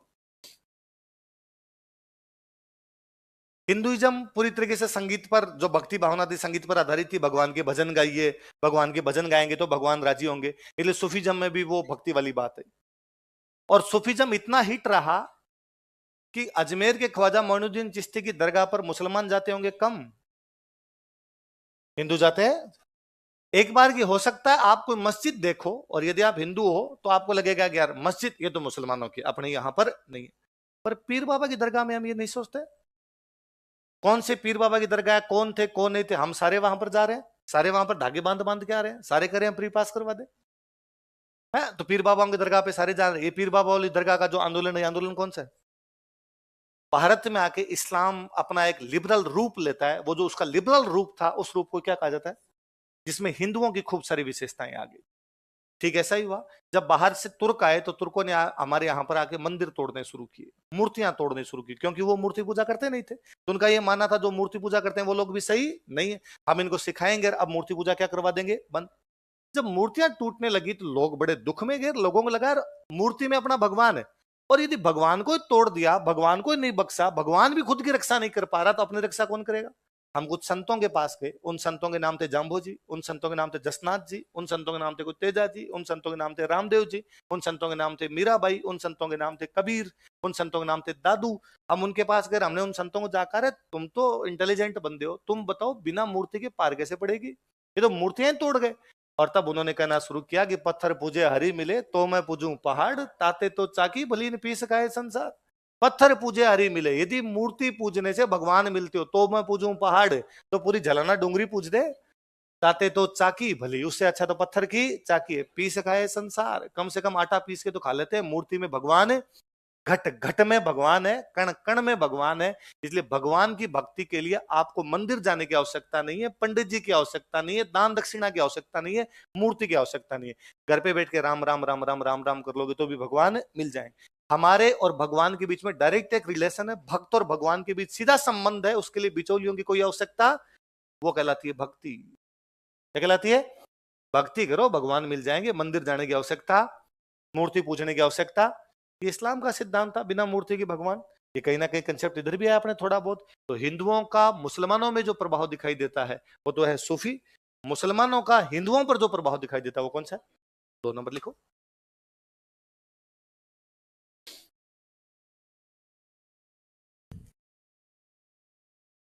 लिखो, भारत में सूफी तथा भक्ति आंदोलन प्रारंभ हुए।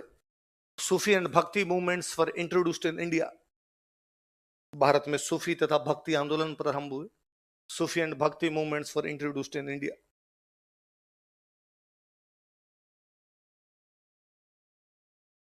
भारत में सूफी तथा भक्ति आंदोलन प्रारंभ हुए। सूफी एंड भक्ति movements for introduced in India. कौन से आंदोलन प्रारंभ हुए भारत में? सूफी और भक्ति। ये तो कैसे प्रभाव हो गए? सकारात्मक। अब लिखो नकारात्मक, नेगेटिव इंपैक्ट्स। हाँ, क्या नहीं समझ में आया? तुम खड़ा हो गया, पहले तू बता। सूफी का नॉर्मल तो मीनिंग होता है ऊन। क्या होता है? ऊन के कपड़े ओढ़ के बैठे रहते, उससे तसव्वुफ था, तसव्वुफ से शब्द बन गया सूफी। नाम में तो कतई नहीं जाना। सिंपल सा ये है, मुसलमानों में हिंदुओं का जो प्रभाव दिखाई दिया उसके फलस्वरूप संतों ने ऐसी बातें कहनी शुरू की जिनमें हिंदुओं की बातें भी थी, मुसलमानों की बातें थी। तो उनको फॉलो करने वाले भी हिंदू भी हुए और मुसलमान भी हुए।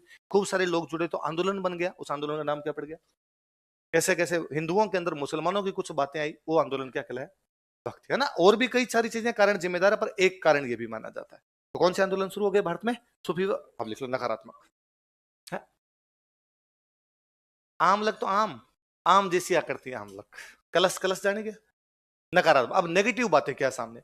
नेगेटिव ये थी कि जब बाहर से वो लोग आए थे तो भारत में 2 बड़ी संस्कृतियां थी, एक तो हिंदू और एक बौद्ध। कौन कौन? हिंदू बनाते अपने मंदिर, बौद्ध बनाते अपने मठ। बौद्ध क्या बनाते? मोनेस्ट्रीज, मठ बनाते। हिंदू क्या बनाते अपने? मंदिर। बाहर से जो लोग आए उनका मानना था कि मूर्ति पूजा होनी, दूसरे धर्म के लोग होने नहीं चाहिए, इसलिए उन्होंने हिंदुओं के मंदिर तोड़े, बौद्धों के क्या तोड़े? कोई चीज तोड़ेंगे तो ये पॉजिटिव बात है कि नेगेटिव? इससे कल्चर बढ़ेगी कि डिक्लाइन करेगी? देखो, तुर्कों ने हिंदू मंदिरों तथा बौद्ध मठों को तोड़ा। Turk demolished Hindu temples and Buddhist monasteries. तुर्कों ने हिंदू मंदिरों तथा बौद्ध मठों को तोड़ा। Turk demolished Hindu temples and Buddhist monasteries. Hindu मंदिरों तथा बौद्ध मठों को तोड़ा। Hindu temples and Buddhist monasteries.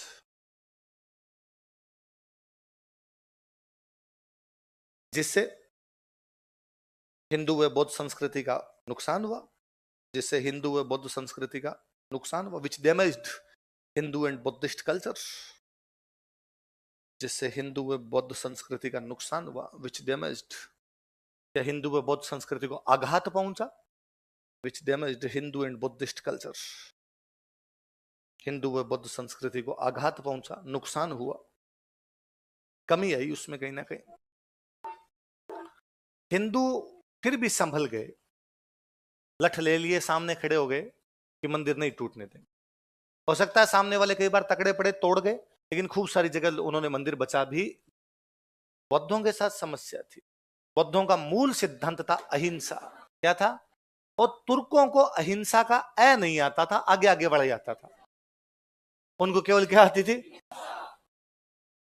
क्या विडंबना है कि जो धर्म भारत में शुरू हुआ वो भारत में नहीं है। बौद्ध भारत से शुरू हुए, नेपाल में है, भूटान में है, चाइना में है, श्रीलंका में है, बर्मा में है, इंडोनेशिया में, ताइवान में, हांगकांग में, मकाऊ में, कोरिया में, जापान में, थाईलैंड में, मलेशिया में, भारत में नहीं। अपनी मूल भूमि से कोई धर्म यदि उखड़ खड़ा हुआ तो उसमें तुर्कों का बड़ा योगदान है।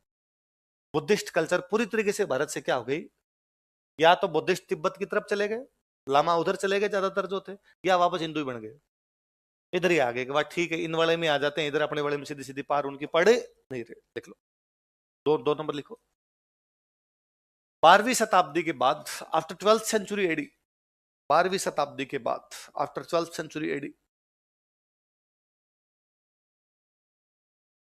बौद्ध संस्कृति भारत से लगभग समाप्त हो गई। Buddhist culture was almost vanished from India. बौद्ध संस्कृति भारत से लगभग समाप्त हो गई। Buddhist culture was almost vanished from India. बौद्ध संस्कृति भारत से लगभग समाप्त हो गई। Buddhist culture was almost वेनिश्ड from India. बौद्ध संस्कृति भारत से लगभग क्या हो गई? समाप्त हो गई। भारत के अंदर बौद्ध नहीं बचे बाद में। इसका हालांकि मुझे एक बड़ा ये भी लगता है कि उधर से जो लोग आ रहे थे, बाहर अरब से जो लोग आ रहे थे, वो भारत तक आए, मंदिर वंदिर तोड़ते हुए आए, बीच में जो कल्चर आई वो सारी मिट गई। अफगानिस्तान पूरी टाइम में किसी टाइम में बुद्धिस्ट था, खत्म ही हो गया, लड़ नहीं पाए, खत्म हो गई पूरी तरीके से। पाकिस्तान का एक बड़ा हिस्सा उधर चला गया। भारत में लोग लड़ लिए, भारत में लोग लठ लेके खड़े हो गए, इसलिए भारत में पूरी तरीके से सिस्टम चेंज नहीं हुआ। और भारत में इतना मुकाबला करना पड़ा उस बाहर वाली ताकत को कि वो भारत में ही रह गए, आगे नहीं जा पाए। इसलिए आगे वालों की कल्चर साबुत है। यदि भारत नहीं लड़ता ना तो आगे वाले और जाते। तो इन आगे वालों को, बर्मा को, हांगकांग को, जापान को, इनको भारत के पग धो धो के पी लेना चाहिए कि तुम्हारी यदि कल्चर बनी रही ना, उसमें एक योगदान हमारा है कि हमने ये रोक राख लिया। वो जो भी आंधी उधर से आई हुई थी, उस आंधी को आगे जाने नहीं दिया, इसलिए उनकी कल्चर बचबुचा आ गई। यहाँ पर ही आगे रड़म रप्पा जो होना था वो खत्म हो गया। एक और गजब का नुकसान जो हुआ वो ये हुआ कि जब मंदिर तोड़े गए या मठ तोड़े गए, तो मंदिर और मठ हमारे लिए केवल पूजा का केंद्र नहीं थे। ये नहीं थे कि हम उनमें जाके अगरबत्तियां कर रहे थे। वो हमारी स्कूल्स थी, वो हमारे विश्वविद्यालय थे, वो उस समय के हमारे कॉलेज थे। पंडित जी उनमें बैठते थे। पंडित का मतलब ही विद्वान है। आज भले ही हम किसी जाति से जोड़ देते हैं, बाकी नॉर्मली पंडित का मतलब क्या है? पोथी पढ़ पढ़ जग मुआन पंडित भयानक कोई। इसका मतलब पोथी पढ़ने से पंडित बनता है। तो पंडित का मतलब क्या हुआ? विद्वान व्यक्ति। तो विद्वान लोग थे, वो पढ़ाया करते थे। जब मंदिर टूटे तो हमारा वो एजुकेशन सिस्टम जो था ना, वो पूरी तरीके से कोलैप्स कर गया। आप किसी भी देश में कुछ भी खत्म कर दो, उस देश की संस्कृति नहीं मरेगी। पर यदि उस देश का एजुकेशन सिस्टम समाप्त कर दोगे तो उसकी संस्कृति अपने आप ही क्या हो जाएगी? मैं कई बार सोचता हूं कि यार वो महान लोग जिन्होंने कुंभलगढ़, चित्तौड़गढ़ जैसे बड़े बड़े किले बनाए, वो टेक्नोलॉजी कहां चली गई हमारी? वो किताबें जिनमें लिखा होगा कि वास्तुसार में क्या है, देवमूर्ति प्रकरण में क्या है, वो हमारी किताबें खो गई। इसलिए वो पूरी कल्चर ही चली गई। हम जानते नहीं उसके बारे में कि यार आगे कैसे होना था, कैसे नहीं होना था। मैं अभी इन पिछले 2-3 दिनों से अनुपम मिश्र सर को पढ़ रहा था। अनुपम मिश्र भारत के एक बहुत अच्छे पर्यावरणविद हुए, जिन्होंने जल पर बहुत अच्छा लिखा, पर्यावरण पर बहुत अच्छा लिखा। तो मैं आज ही उनकी कोई एक लाइन पढ़ रहा था, तब मैं पढ़ रहा था कि दुनिया में जहां जहां मरुस्थल है, वहां वहां जनसंख्या नहीं रहती। अपवाद है राजस्थान कि मरुस्थल है, फिर भी एक बड़ी जनसंख्या वहां पर रहती। क्या कारण है कि जहां मरुस्थल होता है वहां जनसंख्या नहीं रहती? कि पानी। मनुष्य की बेसिक नीड क्या है? पानी। और जब पानी नहीं होगा तो वहां पर लोग कैसे रहेंगे? पर हमारे लोग ऐसे थे जिन्होंने उस समय पानी के सोर्स बना लिए। हम जो परसों बात कर रहे थे कि राजस्थान के गांव गिनिए, इंटू 3 कीजिए, उतने हमने क्या बना लिए? वो टेक्नोलॉजी पूरी समाप्त हो गई। अब हम जानते ही नहीं कि तालाब कैसे बनाया जाता है। मैं वो बुक पढ़ रहा था, अनुपम मिश्र सर की बुक, कभी आप भी समय मिले तो पढ़ना, आज भी खरे हैं तालाब, आज भी खरे हैं। तो उसमें लिख रहे थे कि यार उस तालाब को बनाने के लिए कोई ज्यादा नाप जोख की आवश्यकता नहीं थी।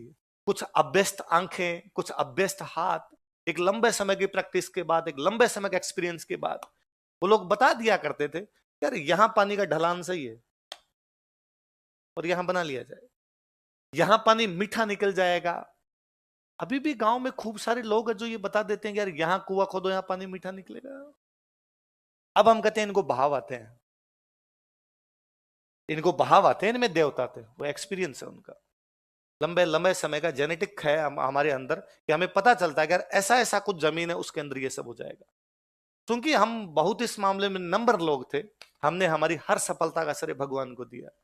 इसलिए यदि मुझे पता चलता है कि यहाँ पानी मीठा है, तो भी मैंने कहा कि मैं कौन हूं करने वाला, ये सब ऊपर वाला करवा रहा है। बाबू जी महाराज की, तेजा जी महाराज की, रामदेव जी महाराज की छाया आती है, वो मेरे को बताते हैं यहाँ पर पानी मीठा है, यहाँ पर नहीं है ना। हम उन देवताओं से दौड़ लेते हैं या देवताओं से शक्ति प्राप्त करके वो बताते होंगे हम, पर पता तो चलता है ना।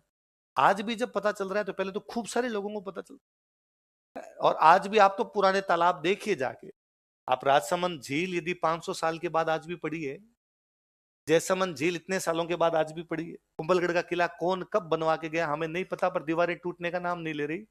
हम कितना ही अच्छा मकान बना लेते हैं, तीसरे साल पपड़ियां उतरती है और हम कहते हैं सीलन आ गई इसमें। क्यों आ गई भाई सीलन? उनमें तो नहीं आ रही। वो हमारी जो शिक्षा की पद्धति थी वो मिडेवल पूरी खा गया। वो बीच वाले टाइम के अंदर हमारे उन आक्रमणों के अंदर कहां चली गई हमें कुछ भी पता। बीच में वाले में चली गई, अंग्रेजों ने आगे वापस संभालने की कोशिश की तो उन्होंने अपनी लगा दी। पीछे वाली पता नहीं थी, अपने वाले लगा गए, हम फिर वो खिचड़ी बन के रह गए। इसलिए हमारा जो कोई शहर है, उस शहर में बीच में कहीं कोई तालाब रहा होगा। धीरे धीरे वो तालाब, हम पहले हर साल उस तालाब की सफाई करते होंगे, धीरे धीरे उस तालाब की सफाई करनी हमने बंद कर दी, तो तालाब भर गया। भर गया तो उसके ऊपर हमने मकान बना लिए, उसके ऊपर हमने बिल्डिंग्स खड़ी कर ली। अब हम कहते हैं कि शहर में वर्षा के दिनों में पानी भर जाता है। अरे वो तालाब था, पानी आएगा वहां, किसी भी प्रकार से पानी रुकेगा। जमीन की ढाल तो वही है, आप जमीन की ढाल कैसे खत्म कर दोगे? पहले यहां पर पानी इकट्ठा होता था, फिर मैंने कहा कि इसको जहां पर ये पानी इकट्ठा होता वहां पे तालाब था, मैंने कहा इसमें मिट्टी डालो और मिट्टी डाल के इस पे एक बिल्डिंग बना दो। मैंने बिल्डिंग बना दी, पर पानी का प्रवाह तो यही रहेगा। फ्लो कैसे तोड़ दूंगा मैं पानी का? बारिश कम हुई तो चूंकि पानी का प्रवाह भी कम होने लग गया, पानी का प्रवाह कम होने लग गया तो हमें लगा ठीक है थोड़ा बहुत पानी बरसात के दिनों में था हम निकाल देंगे। बाड़मेर में एक साल बाढ़ आ गई, बहा के ले गया सब कुछ। क्योंकि पानी अपना मार्ग कभी नहीं भूलता, वो अपना मार्ग जानता है। वो 1000 साल बाद में भी आएगा तो उसी मार्ग से आएगा, दूसरे मार्ग से नहीं आएगा। आपने मकान बना लिए थे, आपने उसका रास्ता रोक लिया तो उसने कहा रास्ता नहीं रोकने दूंगा मैं, मेरे रास्ते में जो आएगा मैं उखाड़ फेंकूंगा उनको। एजुकेशन सिस्टम पूरा स्पॉइल कर दिया गया हमारा। तो ये जो हम कहते हैं कि अजमेर में एक संस्कृत पाठशाला थी, उसका नाम था सरस्वती कंठाभरण, तोड़ दी गई। एजुकेशन ही तो खत्म हुई है। हम मैं आगे पढ़ाऊंगा तब हम पढ़ेंगे। जालोर में जगह भीनमाल यूनिवर्सिटी थी उस टाइम, यहाँ की यूनिवर्सिटियां खत्म की है। हम पढ़ेंगे धारा नगरी, धारा नगरी पढ़ेंगे हम कि आपके मालवा के अंदर धारा नगरी नाम की जगह है, वहां पर सरस्वती पाठशाला हुआ करती थी, वो तोड़ दी गई थी। और बड़ा सा उदाहरण, ये नाम आपने नहीं भी सुना, नालंदा। नालंदा, नालंदा विश्वविद्यालय में, नालंदा विश्वविद्यालय वो विश्वविद्यालय था जिसमें उस समय आर्ट्स, कॉमर्स और साइंस अलग अलग थी, जिसमें उस समय हॉस्टल फैसिलिटी थी, जिसमें उस समय इंट्रेंस एग्जाम हुआ करता था और एग्जाम को 10 में से 2 लोग ही पास कर पाते थे। 8 तो इंट्रेंस एग्जाम में फेल हुआ करते थे उसके। उस नालंदा विश्वविद्यालय में तिब्बत से, बर्मा से, मलेशिया से, इंडोनेशिया से, बाहर से लोग पढ़ने के लिए आते थे। उस नालंदा विश्वविद्यालय में इतनी किताबें थी कि जब बख्तियार खिलजी ने उसके आग लगाई तो 6 महीने तक आग नहीं बुझी। 6 महीने तक वो धुक धुक करता रहा था वहां पर। कितनी ज्ञान की कितनी सारी किताबें समाप्त कर दी होगी। उस ज्ञान को हम कंटिन्यू नहीं कर पाए, हमारी शिक्षा व्यवस्था का पूरी तरीके से क्या हो गया? पतन। देखो तीसरा लिखो, तुर्कों ने हमारे शिक्षण केंद्रों को तोड़ दिया था। टर्क डिस्ट्रॉयड अवर एजुकेशन सेंटर्स या स्टडी सेंटर्स। तुर्कों ने हमारे शिक्षण केंद्रों को तोड़ दिया था। टर्क डिस्ट्रॉयड अवर स्टडी सेंटर्स, जिससे हमारी शिक्षा व्यवस्था का पतन हुआ। विच डिक्लाइंड अवर एजुकेशन सिस्टम, जिससे हमारी शिक्षा व्यवस्था का पतन हुआ। विच डिक्लाइंड अवर एजुकेशन सिस्टम।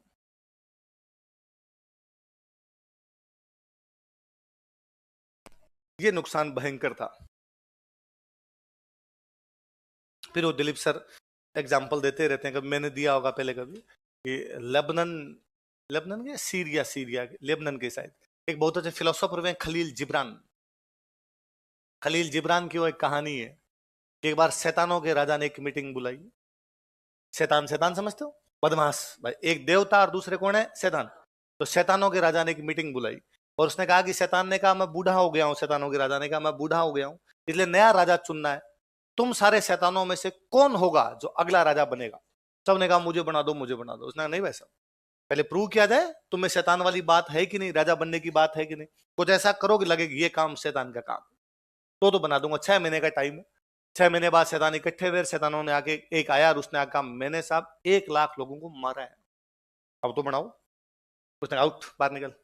दूसरा आया, उसने कहा था मैं तो छोटे छोटे बच्चों को मार के उनका खून पी गया, ये काम देखो कितना क्रूर काम किया मैंने। उसने आउट। वो तीसरा यार, उसने कहा मैंने गांव के आग लगा दी थी, बच्चे बूढ़े जल रहे थे तो मुझे बड़े मजे आए। किसी ने कहा कि मैंने गर्दनें काट दी, मैंने रेप किए, मैंने लोगों को मार दिया, मैंने लोगों को बेच दिया, अलग अलग बातें बताई। उन्होंने सबको बाहर निकाला। एक शैतान यार, उसने कहा कुछ बच्चे स्कूल जा रहे थे, मैंने उनको रास्ता भटका दिया। शैतानों की राजा ने कहा तुम असली शैतान हो। जो आपको पढ़ने से रोके, वो जो आपको शाम को आके भाई एक दिन में क्या बिगड़ता है यार, आज तो सैटरडे है, आज तो चिल किया ही जा सकता है, वो कौन है? आई बात समझ में? तो जो पढ़ने से रोके वो कौन है? मारने पीटने जलाने से नहीं, पढ़ाई से कोई रोक देता है आपको, एजुकेशन से रोक देता है।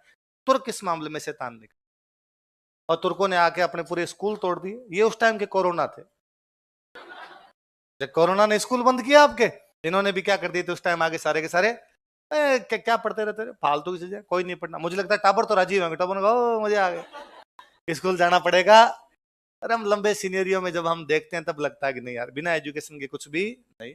और किसी भी देश को जब उसके एजुकेशन से काट दिया जाए तो देश कभी भी उतनी प्रगति नहीं कर पाएगा जितनी की जानी चाहिए। तो मिडिवल हमारे लिए इस मामले में खतरनाक रहा कि एजुकेशन पूरी तरह से स्पॉइल हो गई। अंग्रेजों वाले मामले में एजुकेशन तो आई वापस, पर एक नई प्रकार की आ गई जिसमें हम अभी तक भी एडजस्ट नहीं कर पा रहे, कि उसके अंदर हमारी वाली चीजें दूसरे वाली चीजें वो मिक्स नहीं कर पा रही आपस के अंदर। हमारी जो पुरानी चीजें थी वो पुरानी पूरी तरह से कोलैप्स कर गई। उन किताबों में क्या था, आज जब वो वेद पुराण उपनिषद या उस टाइम का जो फिलोसॉफी देखते हैं तब लगता है कितने इंटेलिजेंट लोग थे जिन्होंने उस समय वो सारी बातें बता दी। आप साउथ इंडिया देखिए, कभी नॉर्थ इंडिया में देखा सारे मंदिर तोड़ दिए अपने, साउथ इंडिया में अभी तक पड़े हैं, क्योंकि नॉर्थ इतना लड़ा कि साउथ की तरफ वो गए नहीं ना। ये भी साउथ को नॉर्थ का वरदान है कि नॉर्थ खूब लड़ लिया, नॉर्थ लड़ा तो फिर उनको उधर जाने का ज्यादा मौका मिला नहीं। अब साउथ इंडिया के वो देखिए, एक पहाड़ लिया भाई। नॉर्मली हम मकान कैसे बनाते हैं, हम मकान बनाने का तरीका होता है नींव, उसमें पत्थर या उसमें ईंटें, फिर वो भर गया, फिर भरने के बाद चबूतरा, चबूतरे के ऊपर दीवारें, दीवारों के ऊपर छत, छत के ऊपर दूसरा मकान। यही तो तरीका है, नीचे से ऊपर। साउथ इंडिया के मंदिर ऊपर से नीचे है यार। क्या कैलाश खूब सारे, कि उन्होंने एक पत्थर लिया, एक पहाड़ लिया, कोई एक पहाड़ था, ये एक पहाड़, उन्होंने ऊपर से काटना शुरू किया। यहीं से इसका शिखर बनाएंगे, यहीं से इसकी दीवारें बनाएंगे, यहीं से इसका दरवाजा बनाएंगे, यहीं से इसकी मूर्ति बनाएंगे, यहीं से इसका प्रदक्षिणा पथ बनाएंगे, यहीं से इसका नीचे कोई चबूतरा बनाएंगे, यहीं से इसकी सीढ़ियां बनाएंगे। एक ही बाटा है, दूसरा कुछ ही नहीं, उसी काट रहे हो। और कितने मजबूत बनाए कि जो एलोरा वाला मंदिर है इसको तोड़ने के लिए औरंगजेब ने सेना भेजी, सेना वापस आई और उसने कहा नहीं टूट रहा। 3 साल लगे, उसके बावजूद वो टूटा नहीं। उन्होंने वापस आ गया, नहीं पार पड़ रही, औरंगजेब ने कहा वाह वापस आ जाओ, नहीं पार पड़ रही तो फिर छोड़ देते हैं। भोपाल, भोपाल का नाम भोपाल इसलिए क्योंकि यहाँ पे ताल था, है ना। भोज ने ताल बनाया था, इसलिए नाम था भोजताल। क्या नाम था? भोजताल। भोजताल भोजताल भोजताल करते करते वो भोपाल कर गए। इसलिए आज भी बोलते हैं कि ताल में सबसे अच्छा कोई ताल है तो भोपाल है। तो ताल था वहां पर। होसंगसा, होसंगसा नाम पड़ता है। होसंगसा उस ताल को तुड़वाता है, बरसों लगे थे, पूरी पूरी सेना लगाई तब ताल टूटा, वरना ताल नहीं टूटता उससे। तो कितना आर्किटेक्चर था उनके पास में, क्या कैसे बना के गए होंगे, उनसे टूट नहीं रहा था। और छोड़िए, आप तो बावड़ियां देखिए, बावड़ी नॉर्मल पानी के लिए होता है। आप तो ये देख लीजिए, कभी आभानेरी जाइए, चांद बावड़ी है ना, या कभी आमेर जाइए, पन्ना मीना की बावड़ी है। उल्टी बना दी उन्होंने, उल्टा मंदिर। भाई नॉर्मली मंदिर क्या होता है, ये है,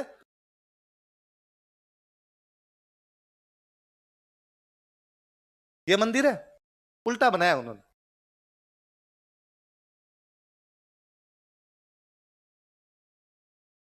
बावड़ी है, उल्टा खोद दिया। क्या टेक्नोलॉजी थी उन लोगों के पास में, कैसे कर गए वो ये सब चीजें। न तो उनकी किताबें हैं, न वो एक्सपीरियंस उनका उनके साथ ही चला गया, तो वो जो वर्बल हो सकता था वो भी समाप्त हो गया। एजुकेशन सिस्टम पूरा चेंज हो गया तो वो भी समाप्त हो गया। किताबें उनकी बची नहीं तो उनके बारे में हमें कोई भी जानकारियां। तो ये सबसे भयंकर नुकसान था कि जब एजुकेशन टूटती है तो उससे ये नुकसान। मैं एक बार लामाओं के बारे में पढ़ रहा, लामा होते लामा, तिब्बत वाला लामा, कितना सच्चा कितना झूठा, पर लामाओं की कहानी थी। उस लामाओं की कहानी में था कि अंग्रेज लामाओं के ऊपर रिसर्च कर रहा है। लामा मतलब बुद्धिस्ट जो है ना, भिक्षु जो ये होते हैं, संत होते हैं तिब्बत के अंदर। तो लामा सुबह उठता है, सुबह उठ के अपना योगा वोगा करता है, मंत्र वंत्र पढ़ता है, फिर बैठ जाता है। दिन में खाना वाना खाता है, शाम को फिर थोड़ी बहुत भगवान बुद्ध की किताबें तो पढ़ता है, अगले दिन फिर वैसा करता है। तो एक अंग्रेज ने एक दिन कहा कि सारे दिन ये चोटी बढ़ा के बैठे हुए हो तुम लोग, और ये मंत्र पढ़ लेते हो, थोड़ा बहुत योगा वोगा कर लेते हो, क्या होता है इससे? तुम कोई नई दुनिया में जो चल रहा है इसके बारे में भी कुछ जानते हो क्या? तो उस लामा ने कहा चिल कर, तुझे क्या करना है, रिसर्च करना है कर, देख जो लिखना है वो लिख ले, चला जा। अंग्रेज कई दिन बैठा रहा, तो एक दिन उस लामा ने उसको आगे ऊपर पहाड़ पे चलते हैं, उस पहाड़ पे ऊपर लेके गया। ऊपर ले जाके उसने एक बड़ा सा पत्थर पड़ा था, तो इस पत्थर को सरका। अंग्रेज ने कहा दिमाग खराब है, ये कोई 10-20 टन का पत्थर है, कैसे सरका सकता? अरे जोर तो लगा, लगा से जोर लगाया, पूरा जोर लगा। उसने कहा तो इधर उधर हिले गए नहीं, इतना भारी पत्थर यार कैसे हिल सकता है? 1 क्विंटल का आदमी है, उसे 1 क्विंटल का ही दे दिया जाए तो भी सरकाने में जोर आए, तो 10-20 टन का है। उसने कहा 2 मिनट रुक। उस लामा ने 2-1 मिनट तक कोई मंत्र पढ़ा, फिर कहा अब कर इसको। उसने उठा लिया उसको, पत्थर को। उसने बाद में कहा रख दे, उसने रख दिया। उसने 2 मिनट बाद में कहा अब कर। उसने कहा नहीं हो रहा। उसने लामा से पूछा कि तूने क्या किया था कि 2 मिनट के लिए मेरे हाथ में आ गया? उसने कहा मैंने ग्रेविटी खत्म कर दी इसकी। भाई गुरुत्वाकर्षण से ही तो है, तभी तो वस्तुओं में बाहर है, वो समाप्त कर देंगे तो बाहर ही नहीं है। उसने कहा मैंने मंत्र बोला यहाँ की ग्रेविटी खत्म कर दी थी। उस अंग्रेज ने कान पकड़े। ये एजुकेशन है साहब, पूरी चली गई। ये आपके त्राइन के दूसरे युद्ध का क्या हो गया महत्व। अब लिखो पृथ्वीराज की सांस्कृतिक उपलब्धियां, कल्चरल अचीवमेंट्स ऑफ पृथ्वीराज।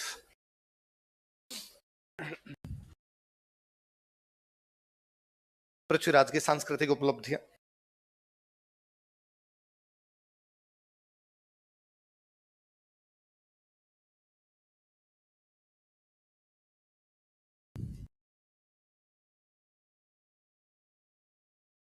एक नया डिपार्टमेंट बनाया, उस डिपार्टमेंट का नाम था कला व संस्कृति विभाग। कौन सा विभाग बनाया? तो पृथ्वीराज ने एक डिपार्टमेंट बनाया आर्ट एंड कल्चर का, और इसके जो मंत्री थे उन मंत्री का नाम था पद्मनाभ। क्या नाम था? लिखो। कला व संस्कृति विभाग की स्थापना की, he set up art and culture department. कला व संस्कृति विभाग की स्थापना की, he set up art and culture department.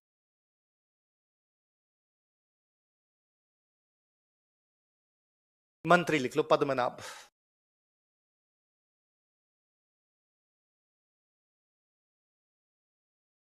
मंत्री कौन है? पद्मनाभ।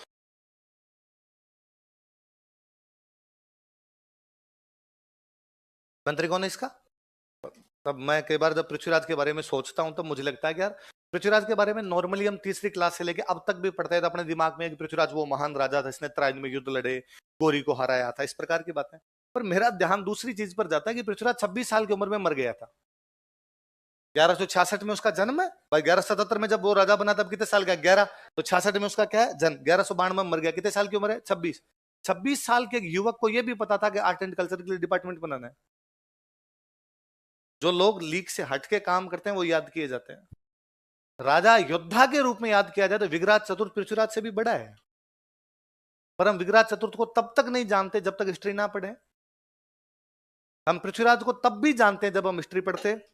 इसका मतलब उसने आज के 900 साल पहले कुछ ऐसा अलग काम किया होगा कि आज भी हमारे दिमाग से निकलता नहीं है। उन अलग काम एक ये है कि 26 साल का युवक सोच रहा था कि आर्ट एंड कल्चर के लिए डिपार्टमेंट क्या होना चाहिए? अलग। दिल्ली के पास में किला बनाया, उस किले का नाम था पिथौरागढ़। क्या नाम था? लिखो। दिल्ली के समीप पिथौरागढ़ का निर्माण करवाया, ही बिल्ट पिथौरागढ़ नियर दिल्ली। दिल्ली के समीप पिथौरागढ़ का निर्माण करवाया, ही बिल्ट पिथौरागढ़ नियर दिल्ली। दिल्ली के समीप पिथौरागढ़ का निर्माण करवाया, ही बिल्ट पिथौरागढ़ नियर दिल्ली। दरबारी विद्वान लिख लो। एक बंदे का नाम तो अपने पढ़ा हुआ है, चंद बरदाई। चंद बरदाई का वास्तव में नाम क्या है? पृथ्वी भट्ट। वो कौन सी? ये भी अपनी पढ़ी हुई है, पृथ्वीराज रास।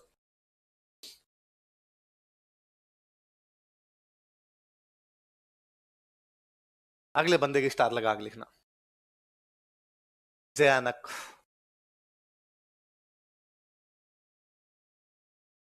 और इस जयानक की वो फेमस किताब है जो आप लगातार पढ़ते आ रहे हैं, पृथ्वीराज विजय।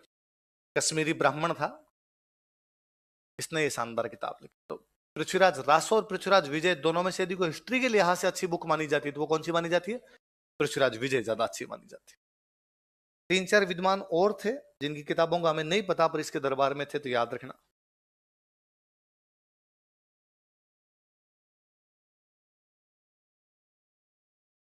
वागीश्वर जनार्दन,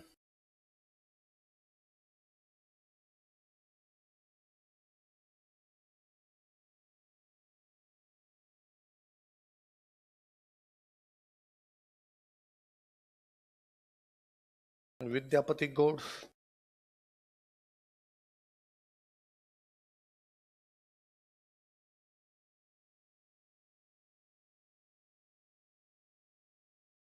विश्वरूप,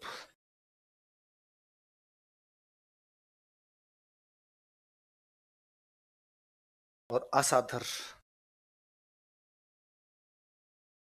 है ना, एक बार किसी एग्जाम का क्वेश्चन है, तीनों चारों नाम एक साथ देके और फिर पूछा ये किसके दरबार में थे, तो किसके दरबार में थे? पृथ्वीराज। क्या क्या नाम बताओ देखे? वागीश्वर जनार्दन, विद्यापति गौड़, विश्वरूप और आसाधर। चंद्रबरदाई ने कौन सी बुक लिखी? पृथ्वीराज रासो। जयानक ने कौन सी बुक लिखी? तो बहुत अच्छी किताब है, खूब सारी बातें बताती है, पर जयानक वाली पृथ्वीराज विजय में एक समस्या है कि पृथ्वीराज विजय 1191 पे जाके समाप्त हो जाती है। कहां पे जाके समाप्त हो जाती है? 1191 में त्राइन का पहला युद्ध हुआ, पृथ्वीराज जीत गया, हैप्पी एंडिंग। ये त्राइन के दूसरे युद्ध के बारे में लिखता ही नहीं है। यदि ये त्राइन के दूसरे युद्ध के बारे में लिखता तो हमें ज्यादा सच्चाई पता होती कि पृथ्वीराज की मृत्यु कैसे हुई थी। तब ये ऐसा माना जाता है कि शायद पृथ्वीराज को यहां से पकड़ के ले गए तो बहुत बुरा मारा होगा उन्होंने, इसलिए जयानक लिखना ही नहीं चाहता। वो अपने हीरो के बारे में कोई भी बुरी बात करना उसके जीव ही नहीं मान रहा। ये कुछ वैसा ही है जैसे MS धोनी वाली मूवी है। MS धोनी वाली मूवी आई थी 2016 में। कब आई थी? एंड होती है 2011 पर। 2011 में धोनी वर्ल्ड कप जीतता है, बस वो लास्ट सीन है उसका कि उधर धोनी बैटिंग कर रहा है, रवि शास्त्री की कमेंट्री सुनाई देती है कि धोनी छक्का मारता है, Dhoni finishes in his style, party begins in the वो ड्रेसिंग रूम, बस इतना ही आता है। उसके बाद मूवी क्या हो जाती है? समाप्त। 2011 से 2016 के बीच का धोनी की कोई भी जानकारी इस मूवी में, क्योंकि धोनी रन नहीं बनाए, इसलिए मूवी वाला भी धोनी के बारे में वो बातें बताना, हैप्पी एंडिंग करो यार, जीत गए बस खत्म। तो जयानक भी वहां पे ले जाके छोड़ देता है। देखो पृथ्वीराज की उपाधियां, टाइटल्स ऑफ पृथ्वीराज। कौन सा किला बनाया? अभी किला लिखा हमने पिथौरागढ़, इसलिए उपाधि है राय पिथौरा। क्या उपाधि है?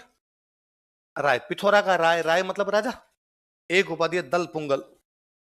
दल का मतलब होता है सेना, पुंगल का मतलब जीतने वाला। जैसे हम पढ़ते हैं दल थंबन, जैसे हमने एक पढ़ा होगा विजय कटकातु, तो कटक कटक का मतलब सेना, दल का मतलब भी सेना। दल पुंगल सेना जीतने वाला, एक प्रकार से सेनाओं का विजेता, युद्ध का विजेता। तो दो उपाधि क्या क्या बताओ देखे? राय पिथौरा और दल। पानी वानी पिया हुआ।